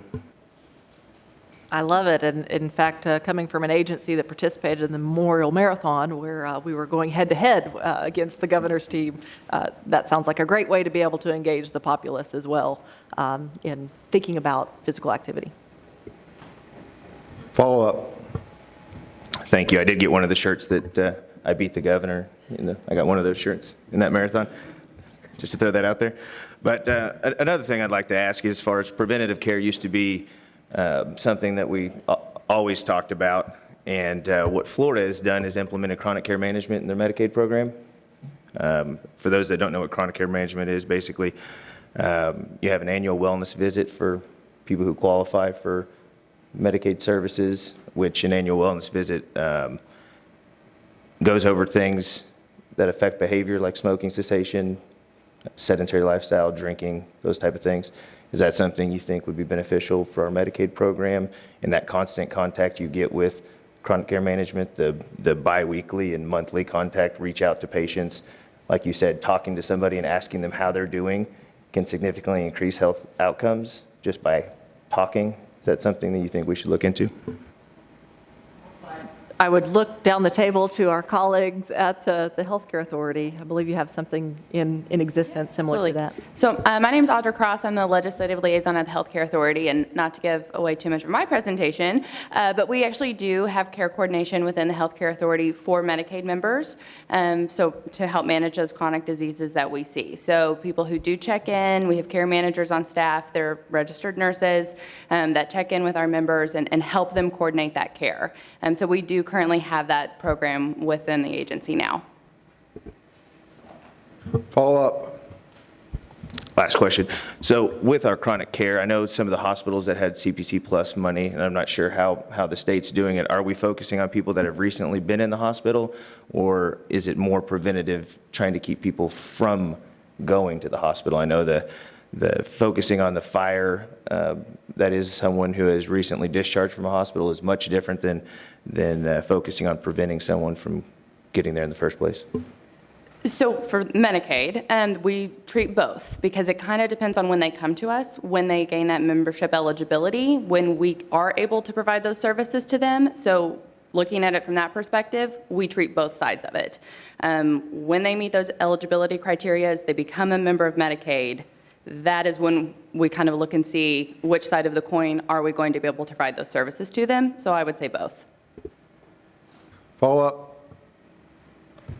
Do you think requiring an annual wellness visit to go over to help with the behavioral risks is something that we should look into?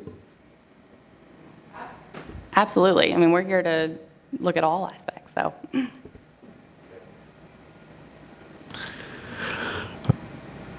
Representative Lawson. Just one more comment. I'm going to go back to BMI one more time, just to put that into context for you.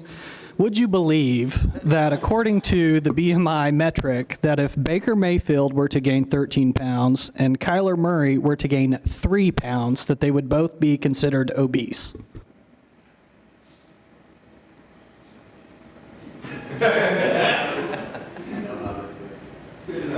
I'm going to report that Buffy laughed and shook her head yes. Seeing no other hands, I appreciate you guys very much being here, for your presentation, for your candor, for your answers. Look forward to getting some of the information that I know that you're going to go home and do some of that research. And again, if you can get that to me, I'll make sure that everyone on the committee can get those answers and get that information. With that, we are going to take a 10-minute break.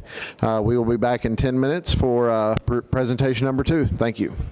I will turn it over to, I can't call you Carter, so we're going to shorten it to DSK for brief introductions, brief words before we start the next presentation. That's right. Thank you, Mr. Chairman. I wanted to take a quick opportunity here before our next presenters. Most of you know and should know Becky Eichert-Pasternak retired a couple weeks ago from the Oklahoma Healthcare Authority. Since then, the governor has placed and announced Kevin Corbett as the incoming director of the agency.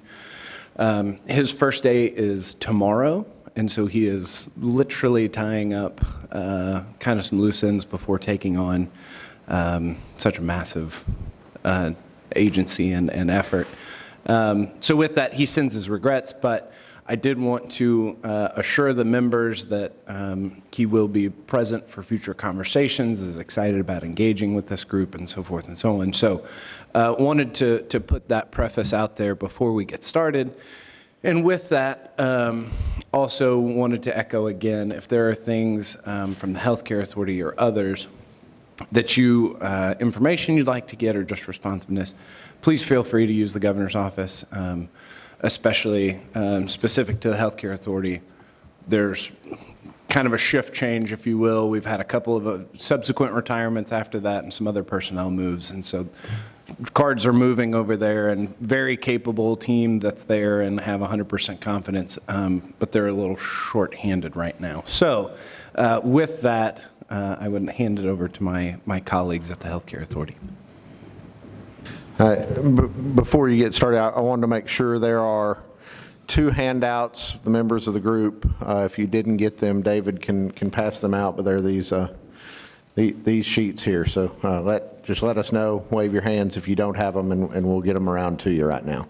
With that, hand it over to you. I echo DSK's comments. The chairs are shifting very quickly, just in the time frame that we've been discussing, trying to get this presentation together.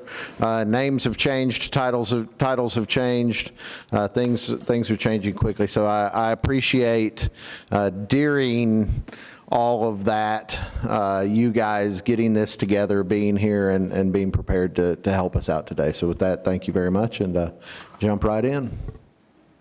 Well, thank you very much for having us, Chairmans, and I guess, can we still call you DSK?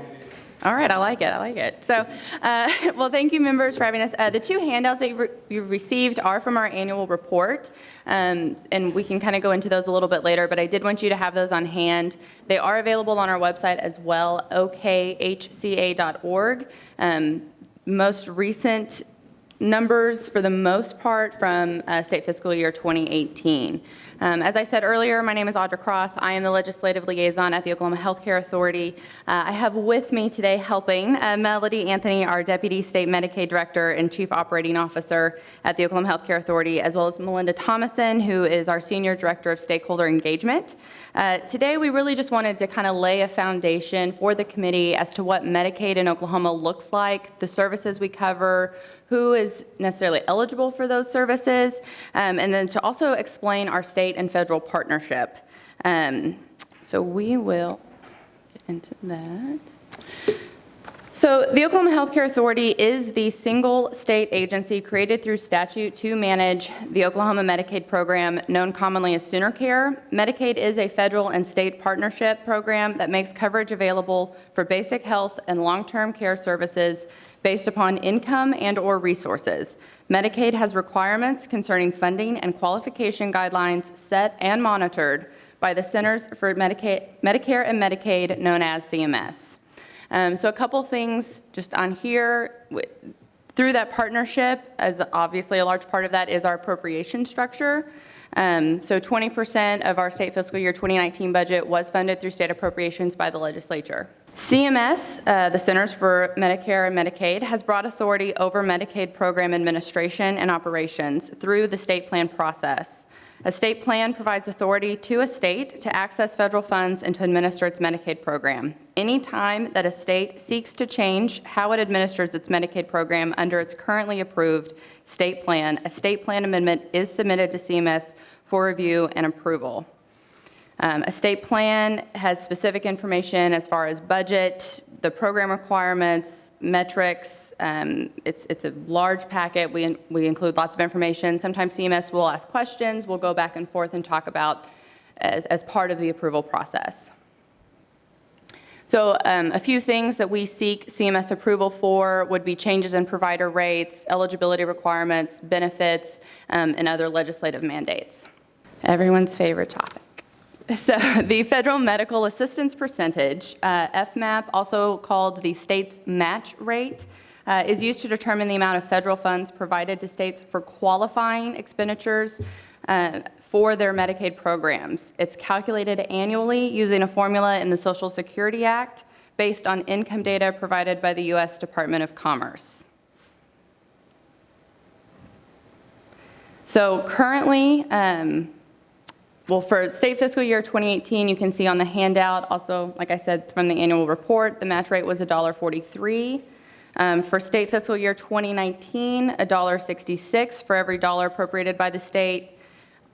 Starting October 1, 2019, for every dollar the state appropriates, the Oklahoma Healthcare Authority will receive $1.94. 1115 demonstration waivers allow OHCA to continue to enhance care for Oklahomans through innovative programs such as our patient-centered medical homes and health management programs. Through those was some of the care coordination that I talked about earlier. Those programs cover the vast majority of our members. Also under 1115 is our health access networks, which support the care coordination along with participating providers. And Insure Oklahoma falls under an 1115 waiver as well. Those support small businesses and their employees with the premium assistance. That was 2004, well, that was kind of talked about earlier with looking at the health rankings as well, that Insure Oklahoma program. So currently we have a request for an 1115 waiver at CMS, and we are awaiting next steps. We were directed by the legislature last year to submit a waiver for new eligibility criteria for certain Medicaid populations. We have completed our required tribal consultations with our tribal partners, as well as required public comment periods. You can see during that time sorry, I'm not as good as Buffy with the buttons. During that time, you can see we received more than 1,200 public comments for this waiver. So those have both ended. We have answered questions from CMS providing clarification, and we are waiting for next steps. So who is covered? And this is kind of where the little poster size handout comes in handy. These are the different populations that we serve. If you'll look down, you'll notice total members for state fiscal year 2018, the cost per year per member, as well as some of the key facts, such as eligibility criteria. Any major policy changes that affected that group are also listed there. So this is a great handout to have and just to kind of see the scope of who is covered and who we're serving as the Oklahoma Medicaid agency. So approximately 1 in 4 Oklahomans are Medicaid members, and 63% of those are children. So our total population in Oklahoma is almost 4 million, just under, and for state fiscal year 2019, so we do have that just ended a few weeks ago, we are just shy of 1 million members. So we are roughly still at 1 in 4, and that it has maintained pretty consistent over the years as the total population of Oklahoma has slightly risen and Medicaid enrollment has slightly fluctuated. We still, over the past few years, have approximately stayed about 1 in 4 Oklahomans. That's stayed pretty steady. And we cover about 63% of our members are children. Sooner Care covers about 60% of the births in Oklahoma, and almost 70% of the long-term care beds in Oklahoma are paid for by Medicaid. Serving those members is a network of a little over 50,000 providers across the state. We do see higher concentrations of providers in urban areas. You know, I don't think that's surprising, but we do see higher concentration in those urban centers. To qualify for Sooner Care, an individual must meet income eligibility guidelines based on the federal poverty level, meet the criteria of one of the qualifying groups, and also pass our state and federal information verification databases, of which we currently cross-check 7 databases of both state and federal to verify accuracy of eligibility. So just an example, we make sure they're not receiving benefits in other states, we make sure they're US citizens, things like that. So we're cross-checking these various databases. One of the eligibility requirements is the federal poverty level, which is a measure of income issued every year by the Department of Health and Human Services and used to determine eligibility for many federal programs. Currently, for a family of 4 to qualify, the income level is approximately $34,000. In addition to Sooner Care, we also operate Insure Oklahoma, which is a public-private partnership. It's an innovative program Oklahoma has created to bridge the gap in healthcare coverage for working adults. Under the employer-sponsored insurance program, costs are shared by the state at 60%, the employer at 25%, and the employee at 15%. The individual plan allows people who can't access benefits through their employer, including those who are self-employed or may be temporarily unemployed, to buy health insurance directly through the state. So you can see some of our state fiscal year 2018 enrollment numbers and some of the FPL guidelines, the federal poverty level guidelines for the employee-sponsored insurance program as well as the individual plan. So this again goes through 2019. So this is 17, 18, and 19.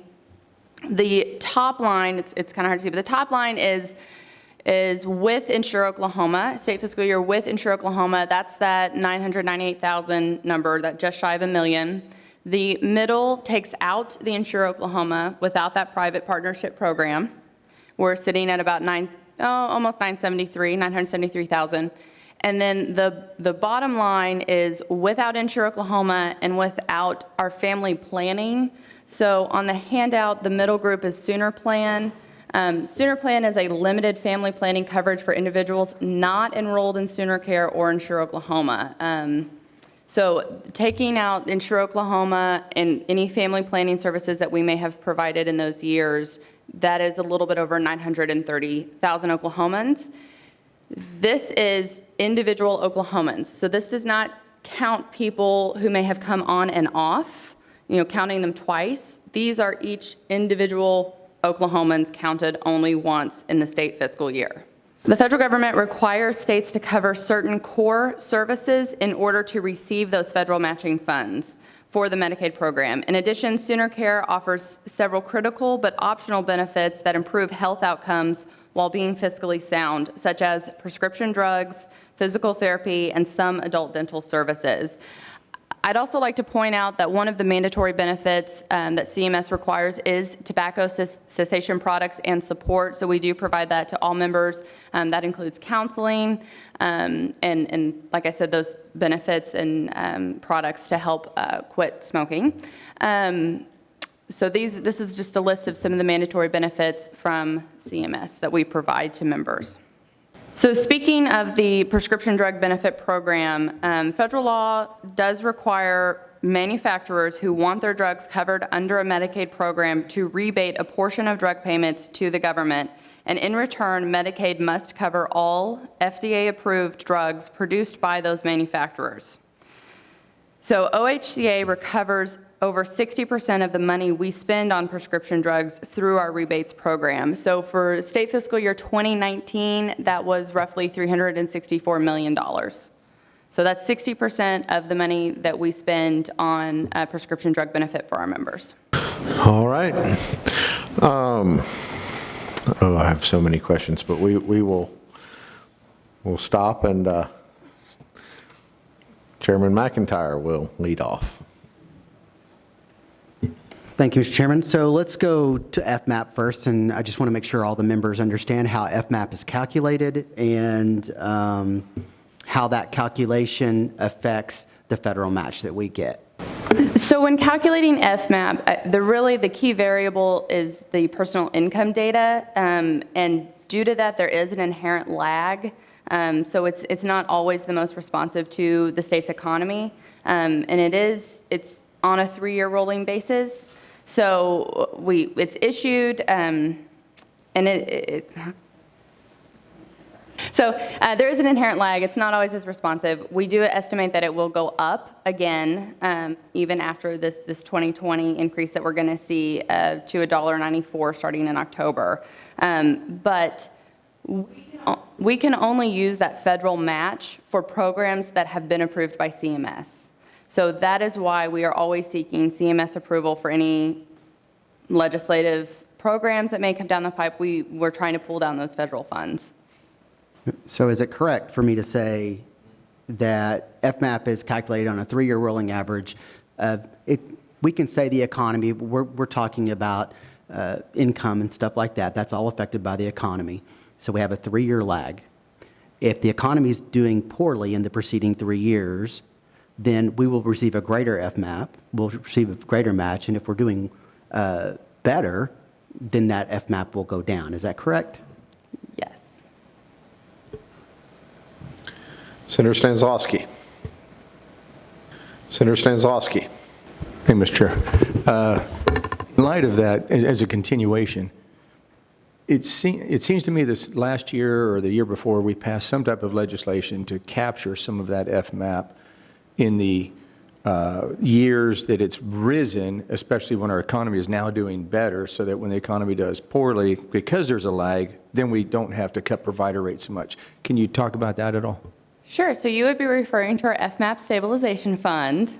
And I almost feel like this is a question for Representative McIntyre.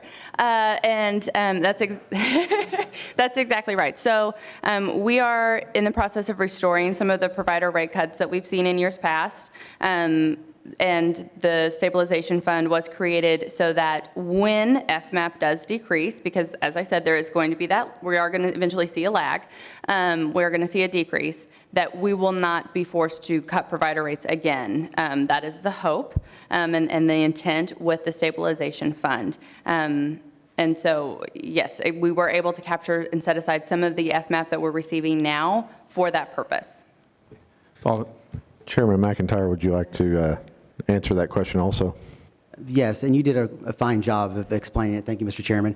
So I would say that it is partially, that it's has a little gamble element to it, because the money that we have set back, the federal match on that is going to fluctuate, it's going to fluctuate. So, whatever the FMAP is that year, that's going to determine how much that pot of money is actually worth. Does that make sense? Follow up. So would you say it's due to the economy or wages in the state, or some other factor? Why did we jump from a $1.43 match in state fiscal year 18 to a $1.94 in fiscal year 19? That's a pretty hefty jump. Is it just due to the economy, or are there other factors? So it is mostly the economy, and it is a hefty jump, the largest in the nation. So we did see quite a jump, and it is mostly the economy. The formula is outlined in the Social Security Act, and we do receive estimates. Some estimates are closer than others, different years, but so we do try to plan on that. But it is, the economy is going to be the main factor. Personal income is the key variable that is looked at when determining what the FMAP is going to be. Follow up. Thank you. So with respect to some waivers, I noticed that they were finally submitted like December of last year. This is now August. What's the average length of time before we get approval, disapproval? We need to make changes. Just how long does this process take? While you try to decide who's going to answer, can I ask that you pull the microphone a little closer? Been given reports that they're having trouble hearing you online.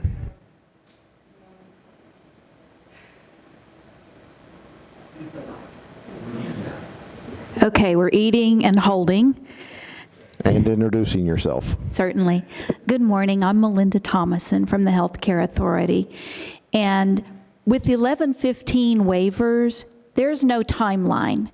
The state is obligated to submit any request for any change at least 120 days in advance of the planned change, but CMS isn't held to a timed structure. It's different from state plan amendments. They have to act, and if they don't act within a certain time frame, those actions are considered approved. But the 1115A waivers don't have that structure.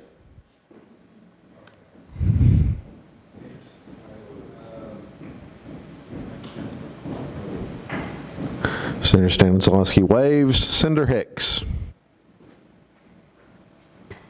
Thank you, Mr. Chair. I have have a question about the work requirements that were recently put in place here in Oklahoma, and obviously as we've seen a broader conversation around this as it relates to health outcomes and loss of coverage nationwide, what are we finding in Oklahoma at this time?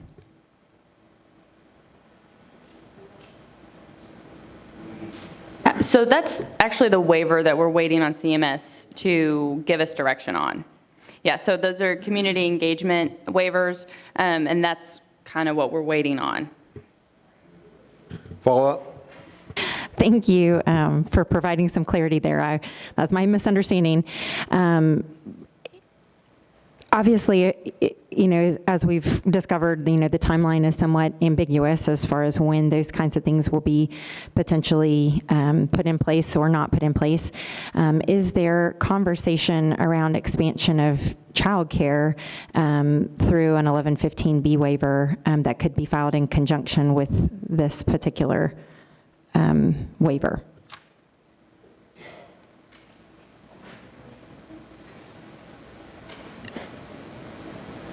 In our discussions, we haven't approached the 1915B waivers of managed care options. We haven't had that direction. I'm not familiar with many states who use those as a vehicle for child care, but we'd be happy to do more research if that's helpful. Follow-up? Thank you, Mr. Chair. As it relates to ADA and our disabilities, are we currently in compliance with their standards of care?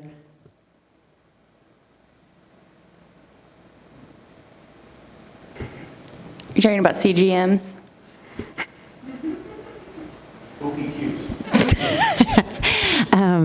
Continuous glucose monitors, which is relative to a diabetes population, but more broadly speaking, I mean that's one piece of the conversation.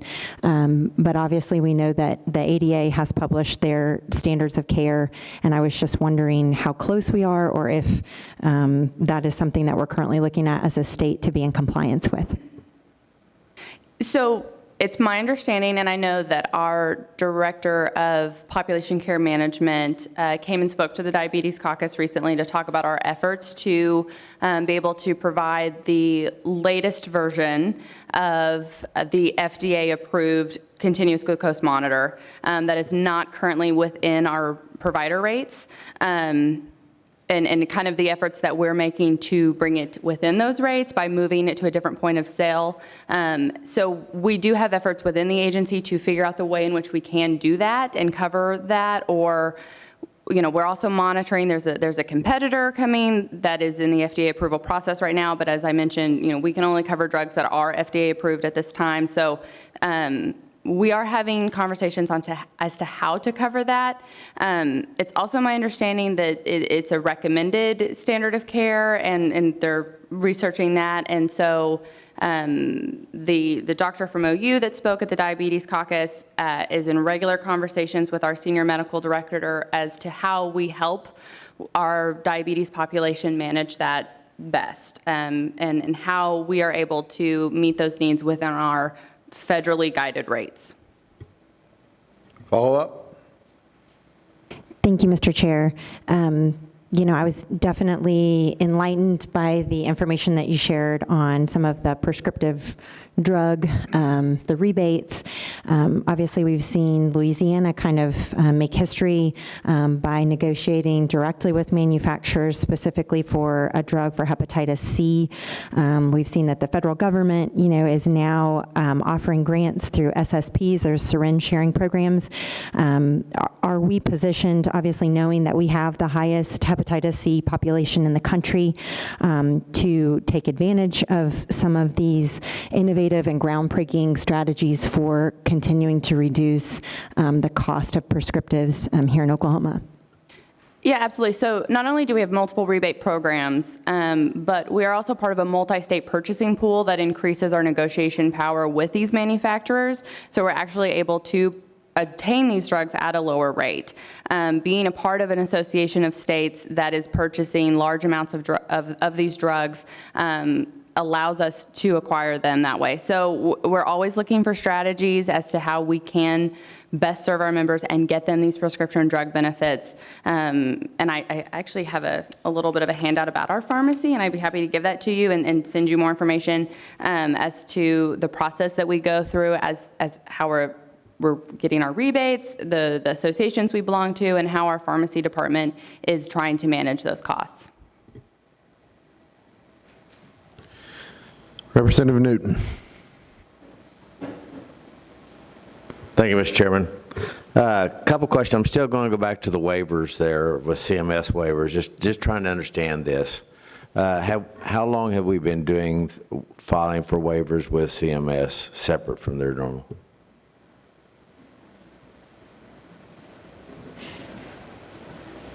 Our original waiver with CMS was in 1995 for a 1915B waiver to do sooner care. And in 1996, that was subsumed under the 1115 Demonstration Authority. Separately from that, we have home and community-based services waivers programs. Those are under 1915C, Home and Community-Based Services Authority. And we have 6 of those in our state. Thank you for that. It was a great presentation today. I appreciate all that information. On the waivers, is there a certain guidelines have you been turned down on a waiver that you guys have ever submitted?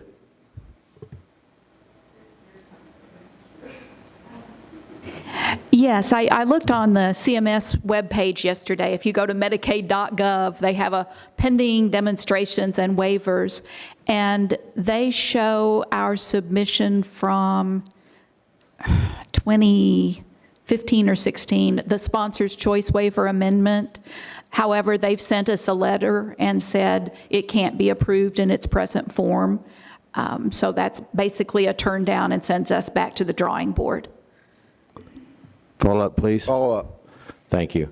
So if you are turned down, refiling period is how long? Thank you so much for that question. When we submit any waiver, there are public transparency processes, and those all begin with tribal consultation in our state. It may involve many other stakeholders and development and collaboration across many programs and agencies just to get to the point of forming some notion of that amendment. But formally, it's introduced through tribal consultation. We allow 60 days for their comment and return. Anytime we have a waiver amendment, we post it for 30 days on our website to collect comments, such as the 1,200 figure you saw in this discussion.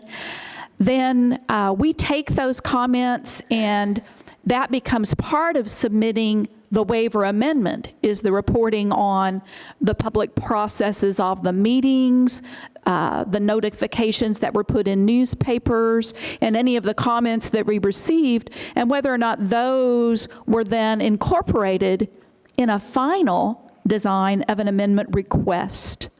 So that process can take 6 months to really put the document together that goes into CMS for consideration and review. Follow up. Thank you, Mr. Chairman. So if I am turned down for my waiver, we just still, like, let's say we're still going on 2017s by this one, but we will continue by the previous years until that is approved on the new one. Is that correct? If we're turned down on one, it could only go back in a new form. So with new contours, new eligibility requirements, new program design, you'd have to take into account what the federal guidance was of why or how it couldn't be approved, and regroup and go back with something new. Follow up. Thank you, Mr. Chairman. Just one more question. On the last slide there, we had $364 million that was from drug rebates. Now, is that on a state level or federal level? What is that? That's us. That is what we collect through our drug rebate programs, I should say. Follow-up. Thank you, Mr. Chair. Just one more follow-up. So that is just within the state of Oklahoma on your rebate program from that, correct? Yes, that's correct. So we paid as an agency $543 million in drug reimbursements for state fiscal year 19 that just ended, and we received $364 million in rebate collected. So that gives you an idea of what we're spending and what we're receiving back in collection. Senator David.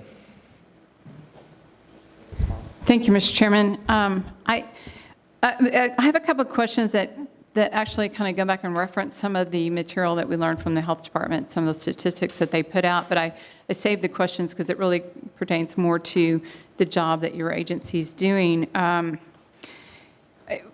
The statistics that we spend, we're 26th in the nation on what we spend in healthcare, and yet we're 47th in outcomes. And this has been, we saw the deep dive from the 90s, just, on the state statistics on our health outcomes. And we also saw the statistics that most of that pertains to behaviors. So it's not just the point of care, it's the behaviors that our population has. And yet we as a fee-for-service state focus on clinical care. Then when you walk in the door, you're taken care of at that moment, and then you're sent on about your daily duties, and no one's really focused on any type of behavior care. You've mentioned several times that you guys do care coordination. So can you tell me a little bit more about what you guys have been doing to address some of those behaviors with the Medicaid population?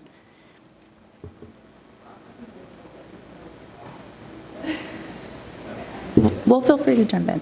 So we have a couple models. We have the patient-centered medical home, which has really become kind of a model for a lot of other states that have looked to the care coordination and how they could improve with their Medicaid population. So the patient-centered medical home basically takes a primary care physician as makes that a medical home for a Medicaid member. And when someone who's on Medicaid goes and sees that primary care physician and they need a referral out, that primary care physician is reimbursed differently as a patient-centered medical home to coordinate that care for different referrals, different specialties, different needs that member may have. So we've kind of set up a different type of reimbursement structure for that patient-centered medical home, putting them in a network. They may work with one of our health access networks, which is another one of the 1115 waivers that was mentioned as well. We currently have 3 in the state. They provide a kind of a network of providers that support the patient-centered medical homes. So they're kind of working together to make sure that member has that wraparound care that we've talked about, so that it isn't just that, okay, walk in, you're having chest pain, and then you walk out and you're done and nobody talks to you again. So we are trying to get away a little from that model, recognizing the importance of the care coordination. Follow up. Thank you, Mr. Chairman. I am from eastern Oklahoma, so a large percentage of my population are Medicaid, that is the Medicaid population, and I know that they regularly use the emergency room as their primary care physician. So what are you guys proactively doing to steer that population away from the emergency room visits?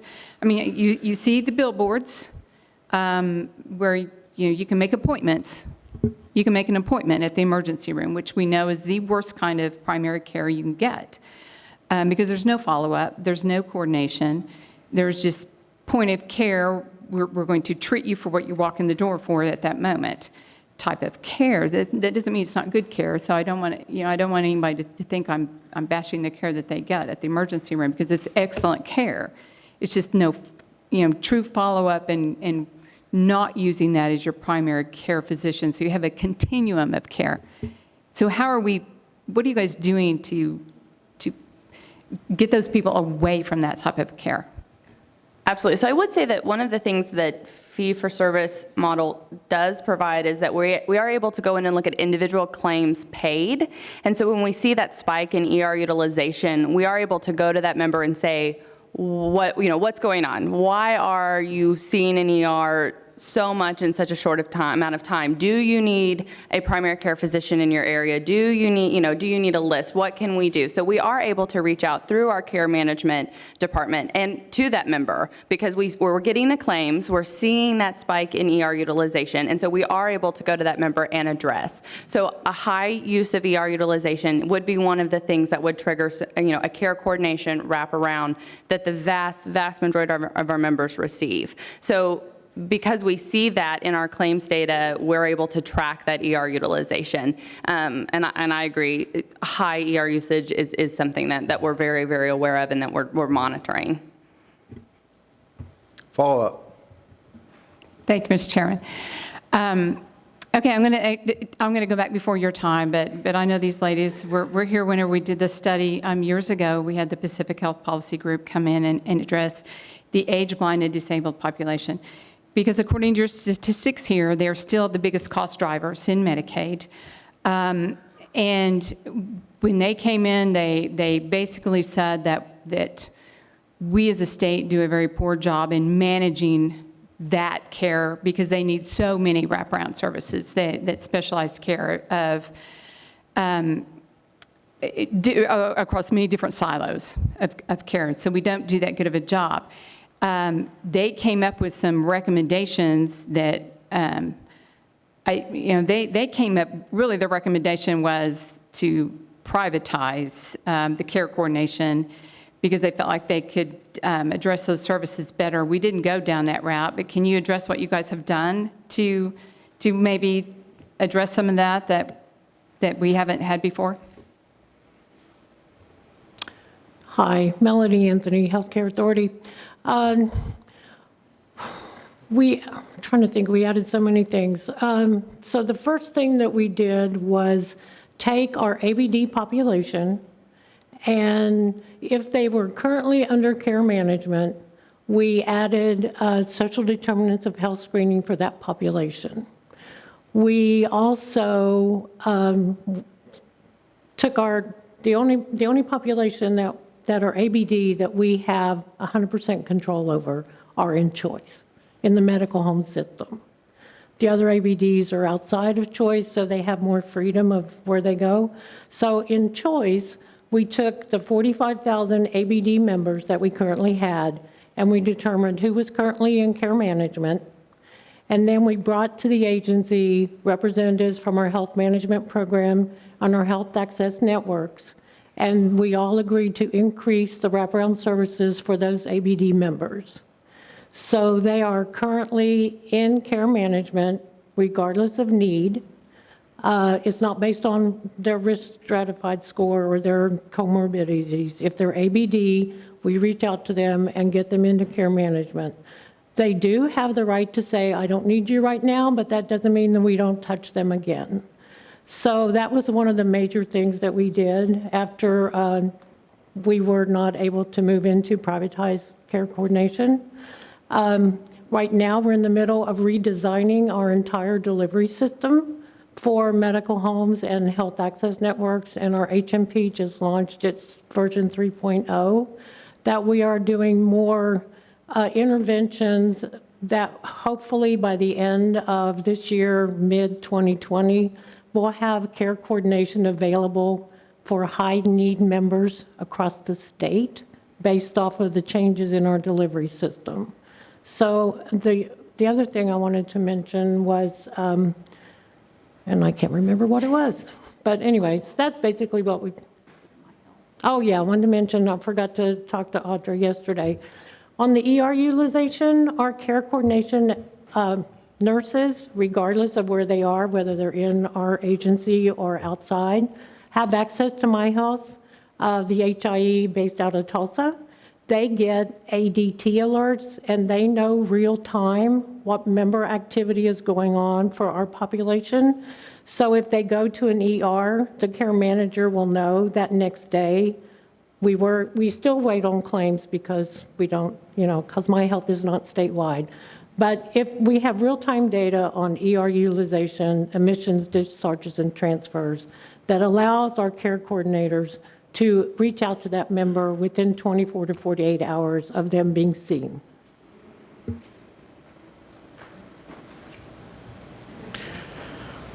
Chairman McIntyre. Thank you, Mr. Chairman. Members, when we start talking about this, I know this is a lot of information and things get foggy, but it's important to know that Sooner Care does not cover people age 19 to 64 who are working and non-disabled, okay? That's important to note. And so my question is, would you agree, here we go, would you agree that that demographic, that 19 to 64 demographic that are uninsured are one of the main cost drivers?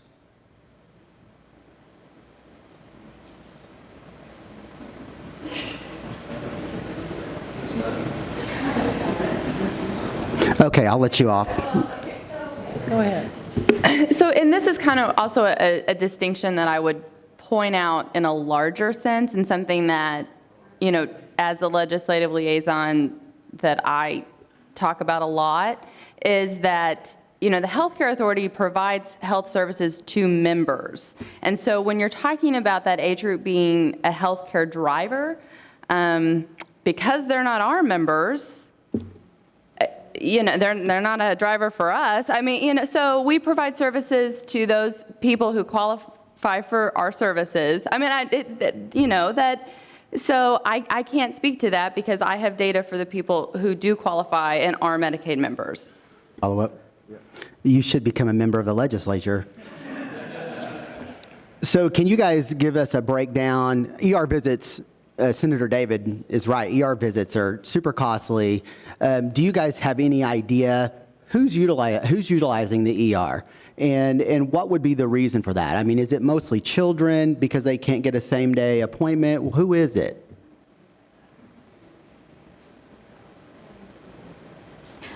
We do have that, and we have that in data. And we didn't come prepared with that deep dive. So for instance, we're about to get from PHPG a report on our ABD wraparound efforts. We do have independent evaluations of the impact of our health management program, health access network, and chronic care units. And one of the chief measures is looking at the population before they got the care coordination and what was their ER utilization rate. And sure enough, with these care coordination supports, those numbers always come down because we help them get into the primary care, get a regular routine source of care, begin to look at what are the behaviors. We use an approach called motivational interviewing, where we look at what is that member ready to address in their life. And we also help them with medication reconciliation. We have a 6 prescription benefit. We help them figure out when to get certain medications refilled to make their punches last the longest. So that care coordination effort could be the focus of a whole meeting, but we do have that kind of data, and we'll be happy to send it to you to share with this committee.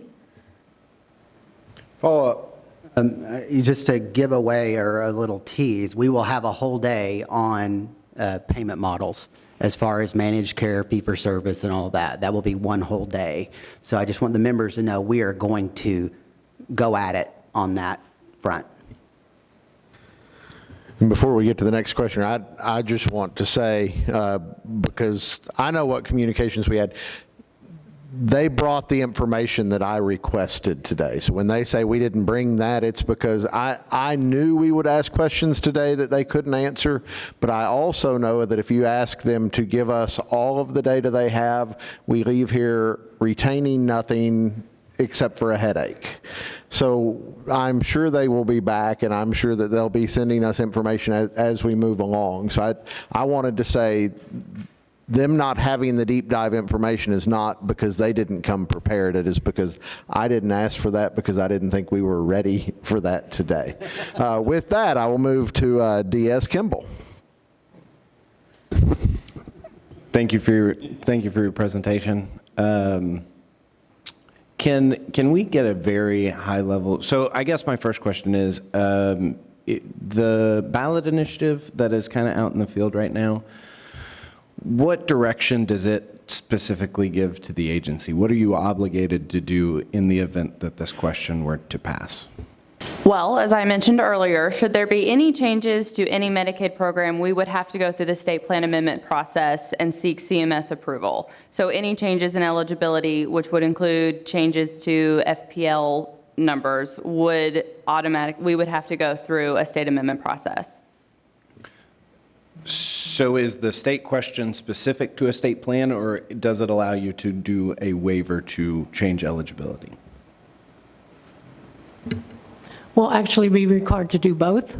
Right now, our state plan amendment excludes adults between the 18 to 64, so we would have to go in and check the box to yes, submit that to the feds for them to approve our change in populations we cover, and in the meantime, craft any waiver amendments in 1115 to specifically say how this population will be covered and what services they will be covered under.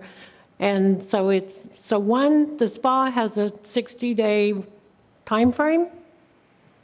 The waiver, unfortunately, as we all talked about earlier, does not have a timeline, but I can tell you that we have a very good relationship with our CMS partners, and we have already been talking to them about potential changes in the program, because we're always looking at ways to improve the program the way it is currently and what it may look like in the future. So we will be having conversations with them prior to the waiver submission while we're going through public comment, and then we'll be talking to them after the waiver is submitted to make sure that we can move that timeline as quickly as possible. Follow up? So just to make sure I'm hearing you correctly, if the ballot initiative were to pass, the healthcare authority would be required to submit both a state plan amendment and a new waiver.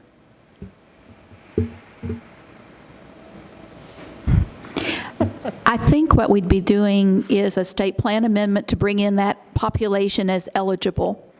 We would also be filing an alternative benefit plan to identify what their benefits are. Concurrently, if we want them in our Sooner Care Choice patient-centered medical home, our model, we'd file that waiver amendment to say, oh, look, now we cover this population with the state plan authority. Can we concurrently, immediately, bring them into Sooner Care Choice so they have a medical home? Because that would be our preferred delivery system if so directed. Senator Stanzlowski. Thank you, Mr. Chair. Got a few questions in different areas. First one, help me remember, what % of all deliveries of babies are done through Medicaid? Approximately 60% of the births in Oklahoma are paid for by Medicaid. So with that number, didn't I also hear approximately 25% of our overall population is on Medicaid? Not less than 1 million, or 100 million rather, 998,000, and yet we have 3.9 million. So about 25% is on Medicaid. Yes. So if 25% of our population is on Medicaid, but the state pays for over 60% of all deliveries, how does that correlate? I can't get the numbers together. Why does that happen?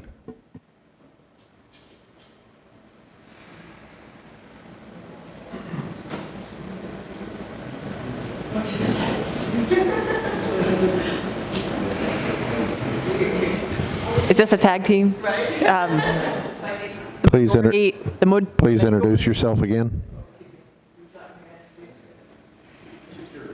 Buffy Heater, State Department of Health. If I understand the question, the reason for that, how that correlates, is that the lion's share of the enrollees in the Medicaid program are women of childbearing age with children or infants, right? So of the 25% of the state's population, the majority of that 25% are women of childbearing age or their babies. And that's how you get to 60% of Medicaid. Medicaid's funding 60% of the births. Not sure I get the math to correlate that still, but there is a program that we have for deliveries. How is a woman eligible for that, to have a delivery? So being pregnant, being a pregnant mother, and then meeting the income eligibility requirements for that group would make her eligible for Medicaid. And how we come to that number, I would just say, so that roughly 60% of the births is looking at the claims data, how many births in Oklahoma did we pay for versus how many births were there total. And so that's how the 60%, and then the 1 in 4 is taking how many individual members did we see, enrolled, plus the population of Oklahoma. So I mean, that's where we came up with that, as far as where we got the 60% of the births. How many births did we pay for versus in relation to how many births were there in the state of Oklahoma, and then the overall population versus individual members for the year. Okay. Separate line, one of the slides up there talked about transportation, needs to be covered. Can you help me understand on transportation, is that both to the emergency room as well as transportation just to regular care for their primary care physician? Yeah, so that would also include regular medical services. So Sooner Ride is what it's known as more broadly, is the transportation services that we provide to members. So they make a reservation, generally 3 days in advance. We have a vendor that we use, and they will pick them up. I got a call about a woman in Sayre who had skin cancer and needed to see a specialist in Oklahoma City. Sooner Ride provided that transportation for her. So, I mean, it can be something like that, but she had no other way to see that specialist and get that type of care. So that is a mandatory benefit that we provide for members. Okay, thank you. I just needed clarification on what that was used for. So understand that 25 states have been approved for substance use disorder demonstrations under Medicaid waivers. Are we one of those 25 states?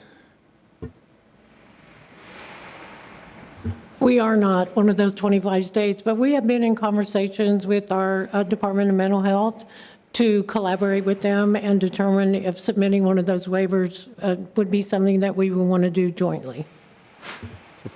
So perhaps if we pursue that, then we're doing an outstanding job. Again, I'm going to highlight 6%. Numbers rank 6 in healthcare providers. But if we apply for this demonstration waiver, perhaps that population then that's on Medicaid can actually utilize those benefits for mental health. Is that right? That's right. And we also just started another project with them, and this may give it way in the weeds, sorry, Senator. The department had asked us to work with them to do an IMD waiver, an Institute of Mental Disease waiver for all mental health services and SUD services. So that will be coming. We just started the actual submission into our project management office this last week. And final line of questions, thank you for that, is on your one-page handout here in the bottom right, it was not really covered, but under long-term care, we do, I think, a very good job of trying to assist our senior citizens with long-term care, and not just in nursing home care, but also helping them stay in their own home, which actually is more cost-effective than going in a nursing home. But one of the areas that I guess where there's a lot of stress is on families when a senior citizen is in their own home and they have that Medicaid Advantage waiver, to stay in their own home. I believe that's the right program.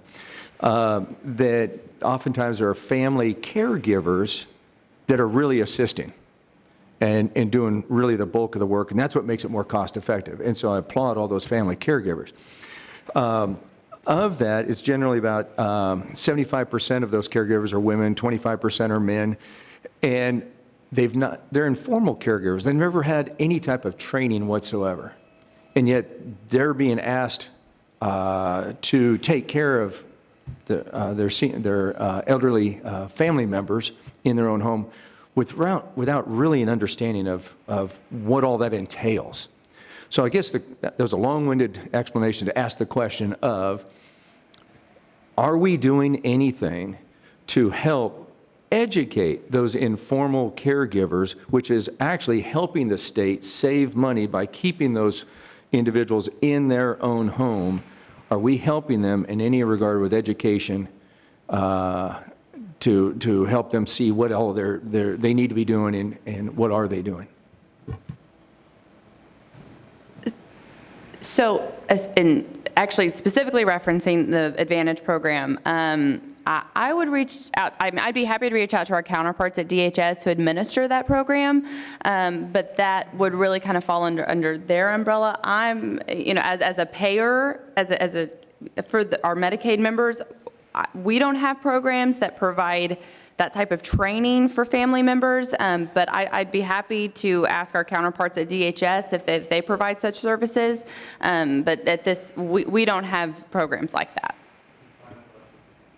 Follow-up. So based on that, my final follow-up then would be, would that be an area that perhaps we can ask for a demonstration waiver to use some funds, because it is more cost-effective to be in the home, yet to have some type of training? I mean, we do have respite care, which helps those individuals to at least be able to have some time off. But again, I think we're really lacking in an area of education to help them to fulfill those duties and reduce their stress and improve outcomes for the patients.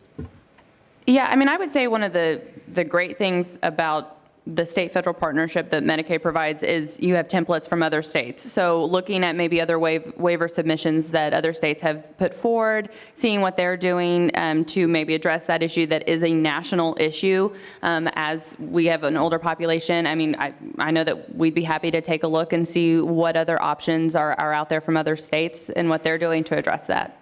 I'm going to cut in line before Representative Fugate, the power of the chair. Just to follow up on the last two before we get too far down the road, and because I had some questions after both D.S. Kimball and Senator Stanislavski. So going back to the pregnancy first, trying to wrap my head around those numbers. I've always had that same problem. So my question, I think it may be simple.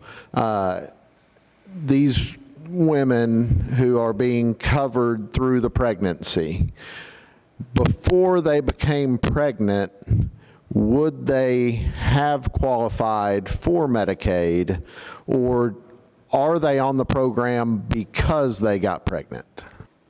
Most of them are on because of the pregnancy. The pregnancy changes the eligibility criteria, and most of them become Medicaid eligible due to the pregnancy. And so that would be why we can cover 60% of the births, but only 25% of the population. All right, thank you. Also, you just mentioned talking to DHS, Human Services. We keep using acronyms. I would like, if we can all try to remember not to use acronyms. Some of the sentences y'all have used have been great. 4 or 5 acronyms in one sentence. So if we can try, I know it's hard, but try to remember to actually use words and not letters when we can. So DHS, Department of Human Services, manages the Advantage waiver, which is a 115A. Is that correct? No. Okay. 1915C. Advantage is a 1915C Home and Community-Based Services waiver. Yes. So we have you here to talk about the Medicaid program, but there's an entire waiver that you have no real say over? And with that, can you tell me how many agencies are actually getting Medicaid money outside of the Healthcare Authority, which we consider our Medicaid agency? Let's break that in two. On the second handout that you brought, Audra, did we bring the one that shows the different state agencies? We did, and we didn't have a slide. So Medicaid program funding goes to multiple different state agencies for their programs that are under Medicaid. Department of Mental Health and Substance Abuse Services, Department of Human Services, the Office of Juvenile Affairs, and the State Department of Health.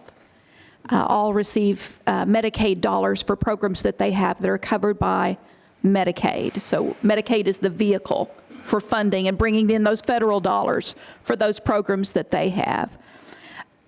With respect to the Advantage waiver and the 1915C waivers, the state Medicaid program must have administrative authority over all of those 6 programs. There's a separate authority within each waiver that's called the operating authority. The Department of Human Services has operating authority for the Advantage waiver, serving our seniors 21 and older who are elderly or have physical disabilities. The Department of Human Services is the operating agency for 4 waivers that serve individuals with intellectual disabilities. And the Healthcare Authority actually operates one 1915C home and community-based services waiver, and that's our waiver that serve individuals who are medically fragile. So let me see if I've got this straight. So your agency is tasked with administering Medicaid throughout the state of Oklahoma, but in large part, you don't actually have any power over how that is done. That is in other agencies that you have no sway over whatsoever. Is that a fair statement? That's a fair statement. It seems to me that's a crazy way to run a government. Would you agree or disagree with that statement? Yep. I'll waive the question. One last question, and then this goes back to D.S. Kimball. State plan amendment versus waiver application. Talk me through timeline again, I guess. And I'm going to ask a lot of questions, and then you guys just take off wherever you want to and ignore half if you want. So for waivers, you've talked about, we're going to talk to our tribal partners. We're going to do, we have community input, open, all of this whole long process. You haven't mentioned any of that for a state plan amendment. So I guess my question is, on a state plan amendment, is it really just so easy as you print it off, you check a new box, and you send it in? And I assume state plan amendments are more likely to be approved. And then, again, I'm just going to pile a bunch of questions on here. So what, if I understand correctly, the picture that you have painted is if we expand Medicaid in what I think the traditional definition of that is, which is just basically throw the doors open to this larger population. That is a state plan amendment, and it sounds to me like that timeline to getting that approved is very short, but then we're probably going to spend time in limbo where we're approved to take care of these people, but we don't have the plan approved for how we want to take care of them? And if so, is that a disaster waiting to happen? So y'all have fun with all of that. And I apologize, I misspoke. I get so carried away with this nerdy stuff. All the transparency, all the public notices, beginning with tribal consultation, that is typically a 60-day period. but in some cases could be expedited to 14 days for comment from our tribal partners. And then posting any document, whether it's the state plan amendment or the waiver amendment request, has to be up for 30 days for comment. And then you need a little time to refine and finesse your proposal based on the comments you received if you're going to make any changes. So it's generally a 4 to 6 month window to submit anything. So now let's look at the pieces. To create the eligibility, the state must do the state plan amendment and recheck boxes about who your populations are. So right now it says no for covering adults 19 to 64. So we'd have to amend that and say, now we're going to say yes, and it's required simultaneously to submit a document called an alternative benefit plan. And in that, you spell out what the benefits are that this new covered population will receive.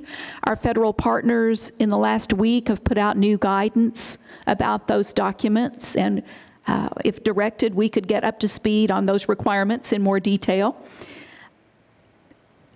If we want to bring them, if our true goal is to bring them into our patient-centered medical home, which is operated under the 1115 Research and Demonstration Waiver Authority, we could at the very same time ask to amend it, and where today there is no such population, we would say, could we please add this population?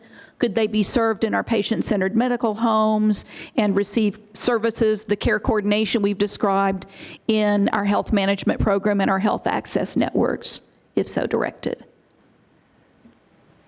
All right, thank you. Sorry for cutting in line, Representative Fugate.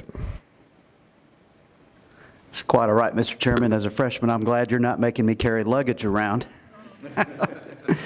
Thank you so much for the presentation this morning, and I appreciate the fact that it's been at about 100,000-foot level. For a guy like me who's kind of swimming in this process, it's been very beneficial. And as far as the three-letter acronyms, I prefer small words, but I do prefer words, so I'm with you there, Mr. Chairman. A couple of quick questions. Let's start out with, we have a number of roughly a million who are covered on an annual basis, and that's an unduplicated number. But that number includes a fair amount of churn, does it not? If I look at the July number, for instance, it shows about 788,000. I'm seeing some nodding heads over there. Can you talk a little bit about kind of the churn process and how often people come on and go off of Medicaid?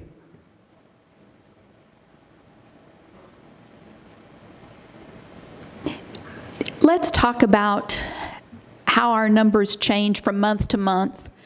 So we have new people every month. We talked about it here, who become pregnant and meet our eligibility guidelines. And so for a certain 9-month period, they're going to have benefits with us, plus 2 months of postpartum care. After that, they're no longer considered a pregnant woman. And so you can see there's some churn there in that very population. Our adults, if they're in the aged, blind, and disabled population, tend to have more continuous enrollment. But since the majority of our population is serving children and pregnant women, there's some variation there. Follow up. Thank you. So it's safe to say some of that population is aging out periodically, and some of it's a function of aging, and some of it's their personal income and economics. So parent, caretaker, relatives is our group that churns the most. Their income level is about 45% of poverty. So a job change, a raise, could put them at a higher income level and they would no longer qualify. So that's the group that we see the most variation in. Follow up. so in terms of real numbers, then, if I'm a person who's a caregiver and I'm taking care of a single individual, At 45%, we're talking roughly $9,000 to $10,000 a year, and if I make any more than that, I don't qualify, and neither does the person I'm taking care of? Right, and it's a category related to taking care of children, having children in the household. Follow up. And the thing to distinguish in that, if I may, is the children have a much higher income level. So we cover the children up to 185. So if you go from a 45% income to a 48%, yes, the adult may come off as a parent, caretaker, relative, but the children would still be covered. So is it safe to say then there's a financial incentive for that person to not work, more than that $9,000 threshold?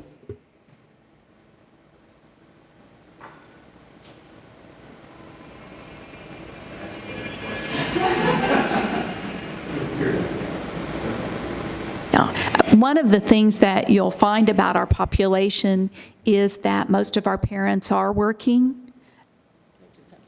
Their jobs tend to be minimum wage jobs or jobs where their hours are unpredictable, and many are working more than one job. Follow up. Thank you. Different track. The women we're covering who are pregnant, can you talk about the income thresholds there?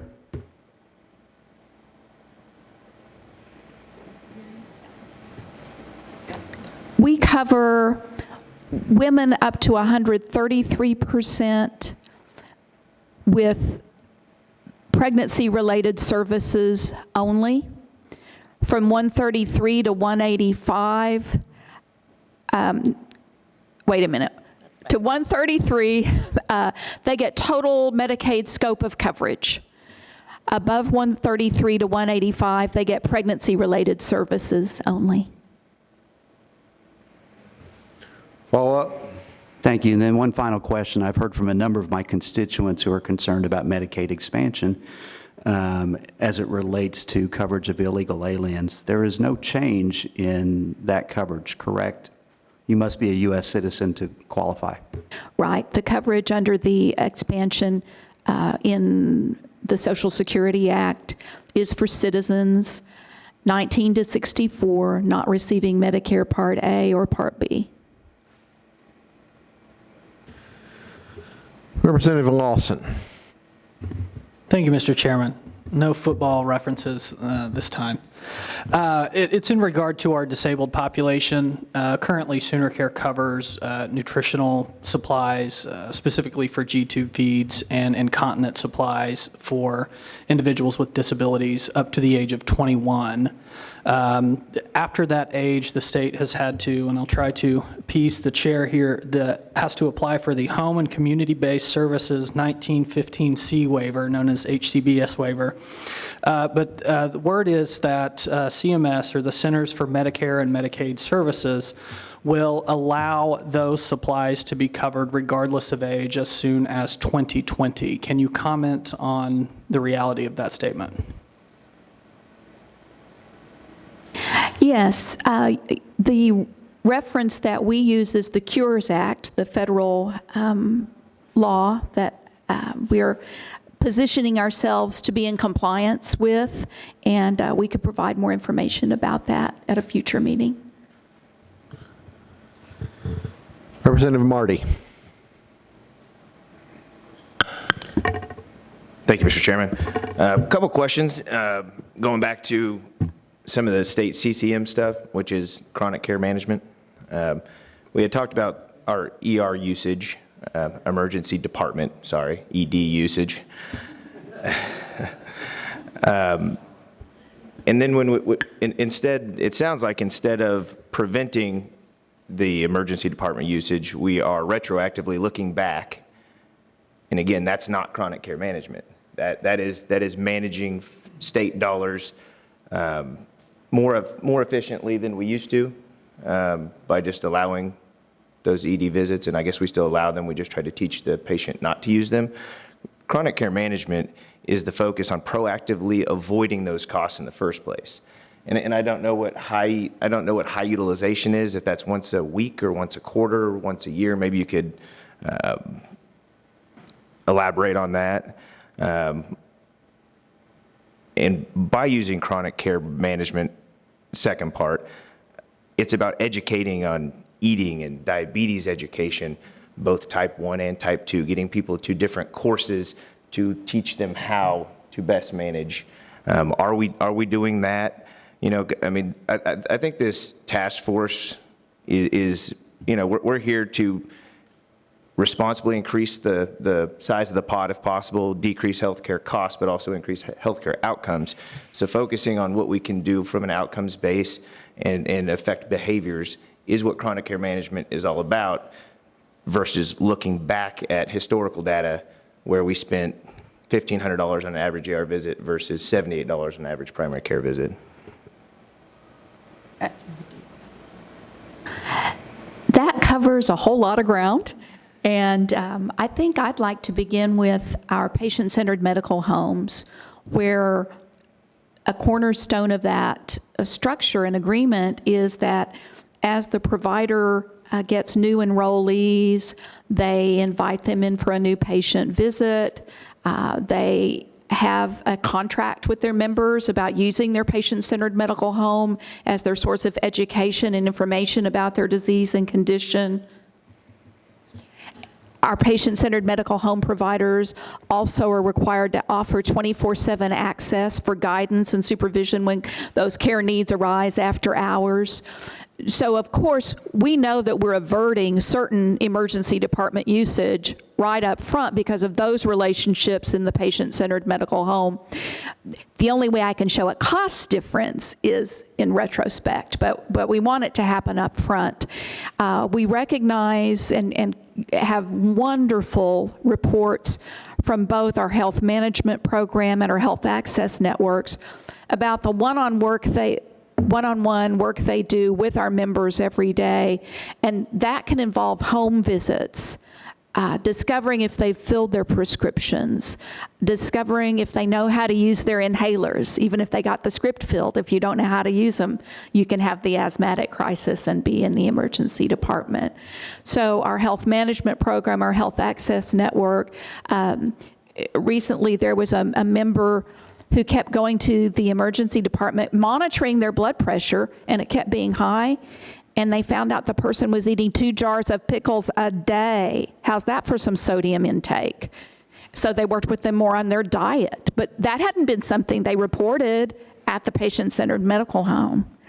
So it is, we take a multifaceted approach, and our patient-centered medical homes and our various care coordination efforts are trying to wrap around that member and help them have the healthiest experience and outcomes and the information they need to make the best decisions they can. Follow up. So what percentage of our Medicaid population is currently enrolled in a patient-centered medical home? We have 65 to 70% of our eligibles throughout the state in a patient-centered medical home. In our work with CMS to set that up in an 1115 research and demonstration waiver, we did identify certain exclusions. So there are certain populations who don't come in today.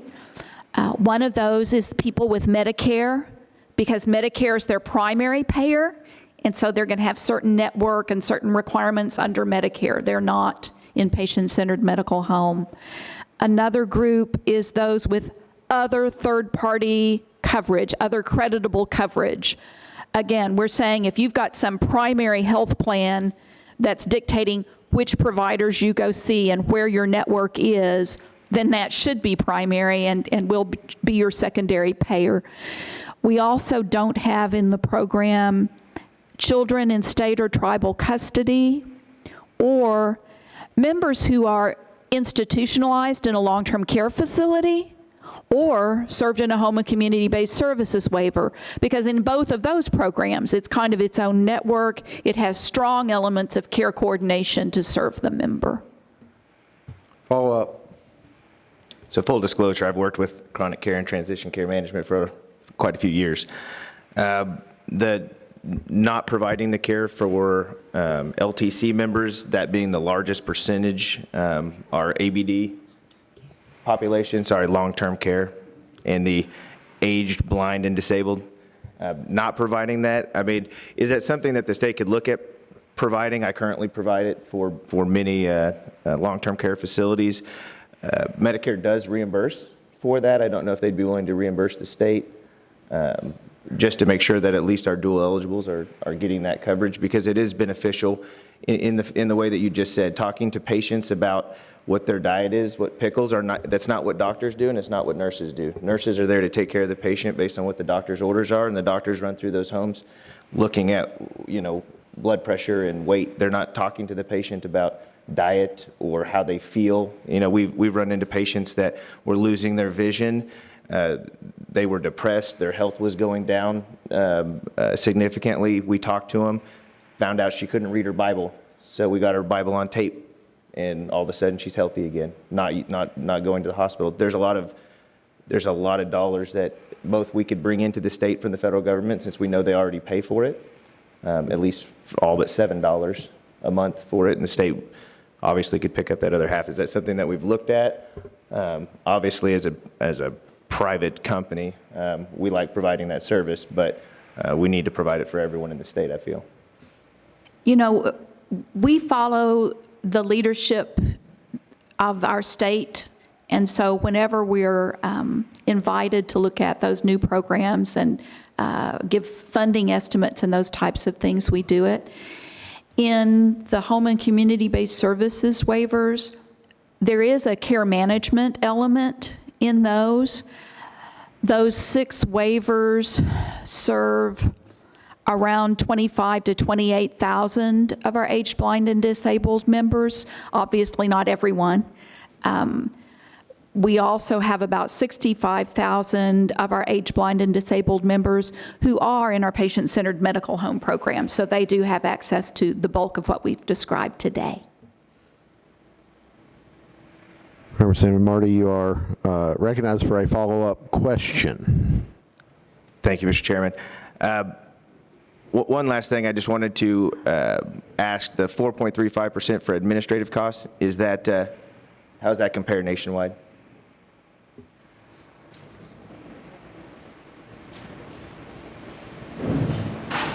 So I'm not sure how that would compare nationwide. I know that is, I think, I would say fairly comparable to what we see as far as other agencies in the state of Oklahoma and their administrative costs, with a little bit of changes. But as far as how we are spending what we are appropriated through the state or what we receive from the federal government, and how we're spending that money, putting the bulk of that towards our program costs, I think is in line with the other agencies here in the state of Oklahoma. But I have not seen how that would compare to other Medicaid agencies throughout the country. But I mean, I'm sure we can look into anything. So.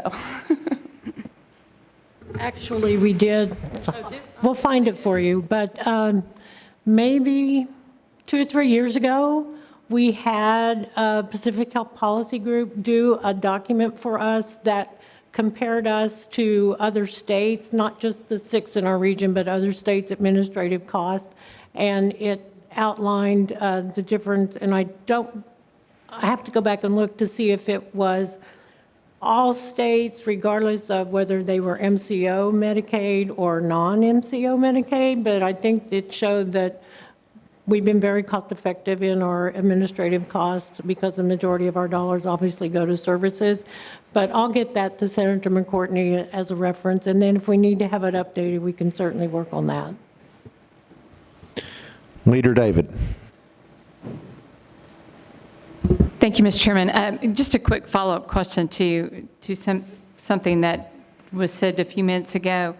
On the aged, blind, and disabled, if they're dual eligible, they're not registered with a patient-centered medical home?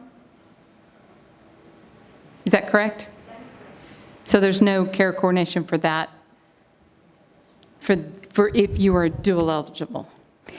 In the 1115A waiver, that population was excluded because Medicare is their primary payer. So Medicare has an approved network of providers, and in most circumstances, we're secondary in paying their crossover claims, but their care is coordinated through Medicare and through the structure of Medicare. Chairman McIntyre. Yeah, I just clear something up.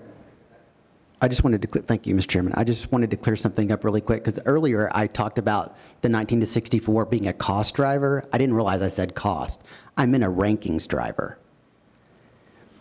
Does that make more sense? Is that, and it may be for Buffy, I mean, would you agree with that? So, again, my knee-jerk is yes. Our problems and our health outcomes are not specific to one age group. They really cross all chasms.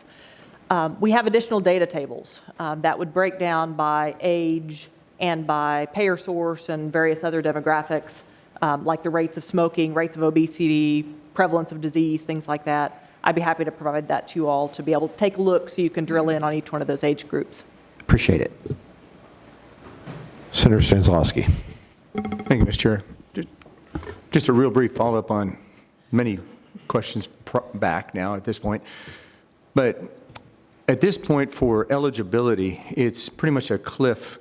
If you exceed, for instance, 133% of federal poverty level, all benefits end for certain categories. And same thing for the 185% of FPL. Once you exceed that, all benefit ends. Is there a way to incentivize folks to be able to continue to work and not manage their work schedule? Many are working very, very hard, but like you indicated, it was minimum wage jobs, and therefore they're qualifying.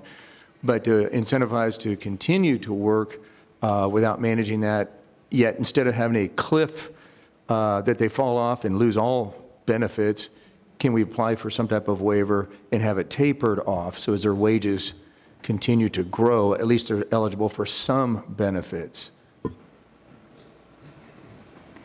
Yes, the federal government will entertain proposals to cover populations that aren't otherwise eligible. One example of that today is our Insure Oklahoma program. We cover, we're up to 19,000. We cover people who are not otherwise eligible in the categories that are described on the sheet here. They don't fit any of those categories. We cover them with income up to 200%. At one time, that program was approved for going up to 300%. And when CMS did some checking with all the states, they realized that since we hadn't expanded to that, they kind of felt like it had expired and took away the 300% authority. So yes, those things can be entertained, and today our answer to that is our Insure Oklahoma program. Senator Haste.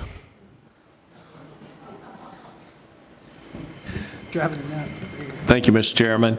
And part of this may fall into, once we get into the payer mix discussion and so forth, but there's been a lot of discussion related to emergency rooms, and as we're looking at the whole scope of healthcare in Oklahoma and its impact on all the different players and so forth,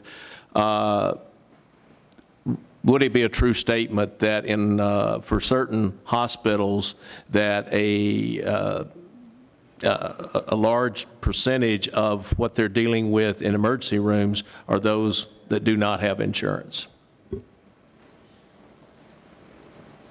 Yeah, I think we would all agree with that. Senator Hicks, thank you for patiently waiting. Thank you, Mr. Chairman. Some of my questions will reflect how long ago I requested to be in the queue.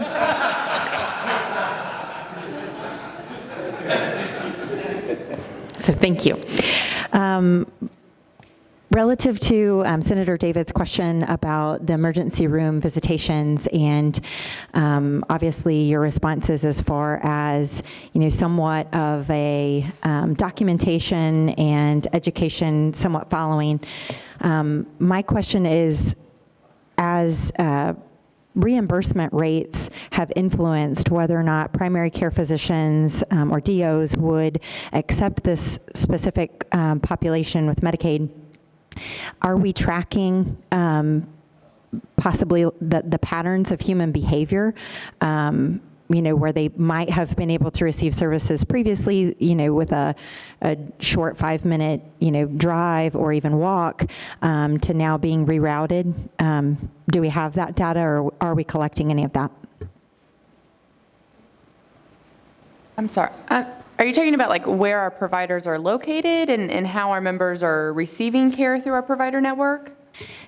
More so in that, I've had a lot of conversations with doctors who, had previously covered, this particular population and have not been able to at the same rates because the reimbursement rates have been so low.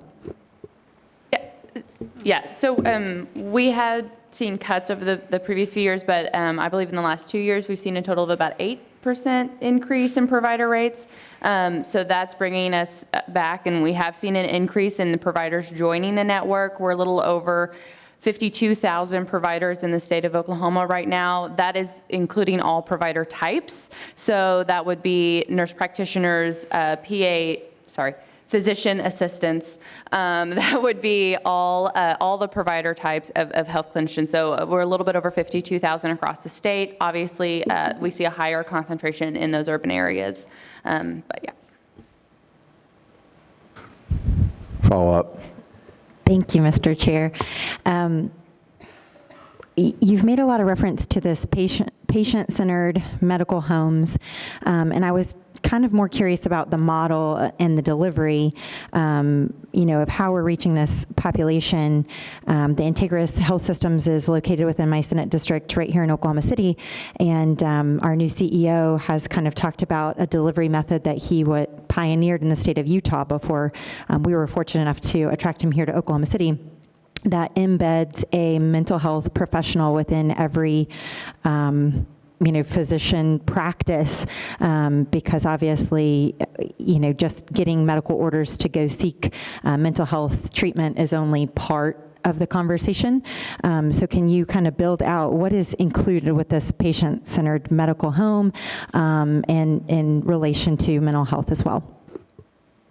Okay, so in our patient-centered medical home delivery system, we have primary care providers that agree to accept Senior Care Choice members into their practice, and part of their responsibility is to make sure that members have access to all care that member needs. It gets a little complicated in mental health. Because of the way that our mental health benefit for our population is currently structured,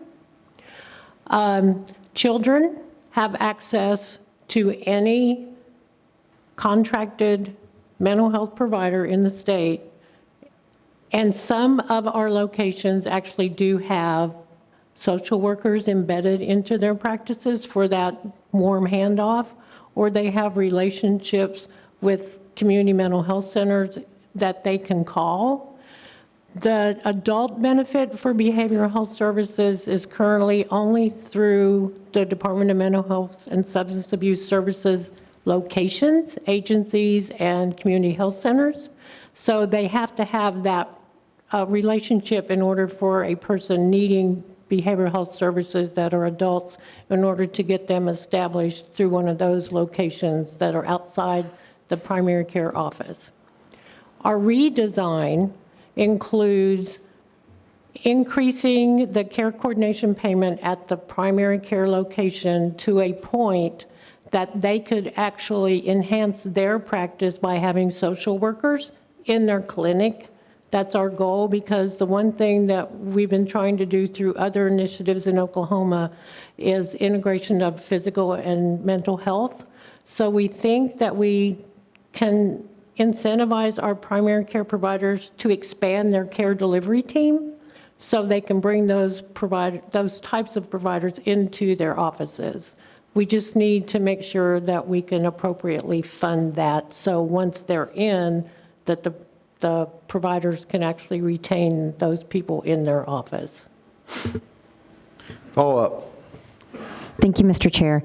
So as we've seen the expansion and the conversation around telehealth and delivery systems and models, are we seeing, or have we seen yet, or what do we need to do to increase, mental health services, or potentially, are these things that social workers could do to intervene online through practices that might not be able to have that person on full-time staff in a rural area? Are we looking at, all options to make sure that we're using everything that the best of technology can offer us? And the answer is yes, we do. Currently, our biggest utilizer of telehealth services is our behavioral health network. And we do allow telehealth services. Our current policy is very open to provide those services in order for us to keep up with the technology advances. So it is our intention to expand our telehealth availability both in the clinical setting, in the primary care setting, and we're actually looking at what we could do on an inpatient side. But I can tell you that our telehealth utilization today is utilized by our behavioral health network more than our medical network, and we're trying to advance the medical side. Follow up. Thank you, Mr. Chair. That's great positive news. My final line of questioning is around the 6 prescriptions cap that we currently have in place. Is that, nationwide, is that something that other states are also doing? I don't believe I would know the answer to what other states have on their prescription benefit, but I did want to mention now that we are trying to make changes in our next budget cycle to amend and remove the insulin from part of that benefit structure. And we're also trying to modify that a punch is a 90-day supply, not a 30-day supply. And so we're making some really, I believe, improvements and advancements in our pharmacy program. So hopefully we'll be able to get those funded, and it makes perfect, to me, it makes perfect sense. Follow up. Thank you, Mr. Chair. Obviously using my own family personal experience, 6 prescriptions, you have a prescription for test strips, the monitor, a sensor, the receiver, throw in an allergy medicine for good measure, and obviously you've reached your cap. So I am 100% in line with making sure that we have some way to, manage the cost and cap the cost to be reasonable. But do you feel like this 6 prescriptions limitation actually forces us into crisis mode because we're not allowing individuals to get far enough upstream to get those conditions to a level of managed care? I will say that's a very tough question to answer off the cuff. But what I can say is, as we redesign any of our delivery systems, including our pharmacy benefit, we will definitely see what other states are doing, and if we can fund it and increase it, that would be our goal. D.S. Kimball. You will notice that some of my questions now have been delayed quite a while. Can you remind me the match rate for Insure Oklahoma as a waivered program? Yes. The main match we've been talking about today is program match, and that applies across Medicaid and to Insure Oklahoma today. And that's currently 60/40? That's correct. Follow up. Have any other states up to this point successfully gotten better than their normal program match for different waivered programs, to Senator Stanislawski's point? So could we use Insure Oklahoma and expand that and get a different match rate? No. The requirements are for those states that have done a population expansion to cover the otherwise ineligible adults 19 to 64, not eligible for Medicare Part A and Part B. Those populations' coverage is at a 90-10, 90 federal, 10% state dollars match. And that is only extended to programs that are new and serve this new population. Representative Fugate. Thank you, Mr. Chair. This dovetails just a little bit maybe off of DSK's question. I kind of like that three-letter there. Deputy Secretary.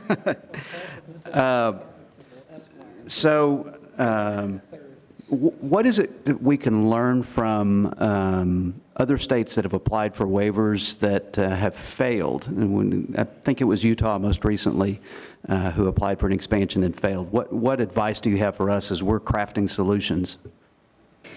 Well, the information when CMS gave its guidance was a partial Medicaid expansion. So the Utah, instead of covering adults to 133, it was only a proposal to cover up to 100%.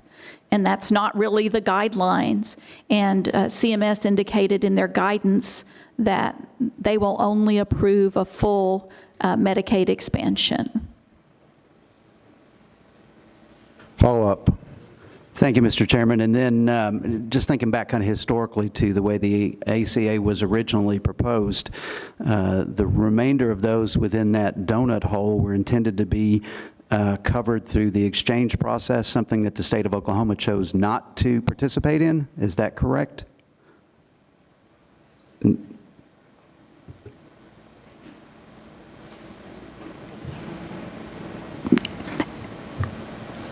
It's hard to respond, especially using the donut hole reference. At this point, we haven't received guidance from state leadership to cover that population. Follow up. So to clarify, I think what I was trying to ask is the intent of the way the federal plan was originally crafted, there was another piece that the state has not given direction to participate in. Is that a fair statement to say? Yes. Follow up. Thank you. I appreciate that, Mr. Chairman. And this is kind of going in a different direction. The primary care provider process that was being described earlier, where we were talking about increasing a rate to make them more of a central focus of that whole process. Maybe I'm a little naive in that, but it seems like that's about as an expensive process. I mean, that's probably the most expensive component in that, and making that particular person the hub of that process seems counterintuitive, at least from a cost perspective. So there's a couple of initiatives that have been since 2012 that we've participated in. They're called primary care, comprehensive primary care initiatives. And those initiatives provide additional dollars to medical providers so that they can hire the appropriate staff to form a care delivery team, meaning they could have LCSWs in their office for the behavioral health component. They could hire a care an RN for care coordination. It allows those individuals to work with the population and keep them out of the ER, out of the primary care provider's office, out of the hospital. And their cost savings comes from having those individuals as part of the delivery team that has an impact on the cost of the health care for that individual because they don't go to those different locations. And it allows the primary care to actually develop workflows and develop a team that fits the population that they currently serve. Not everyone would need a case manager per se based on the population, but we are enticing them to be able to give them more upfront payment so their fee-for-service would go down, and their inpatient and ER utilization would follow because they have more impact on that population through care coordination.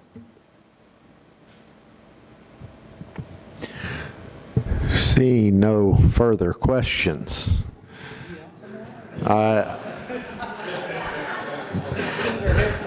I'm sure Senator Hicks has 4 or 5 more.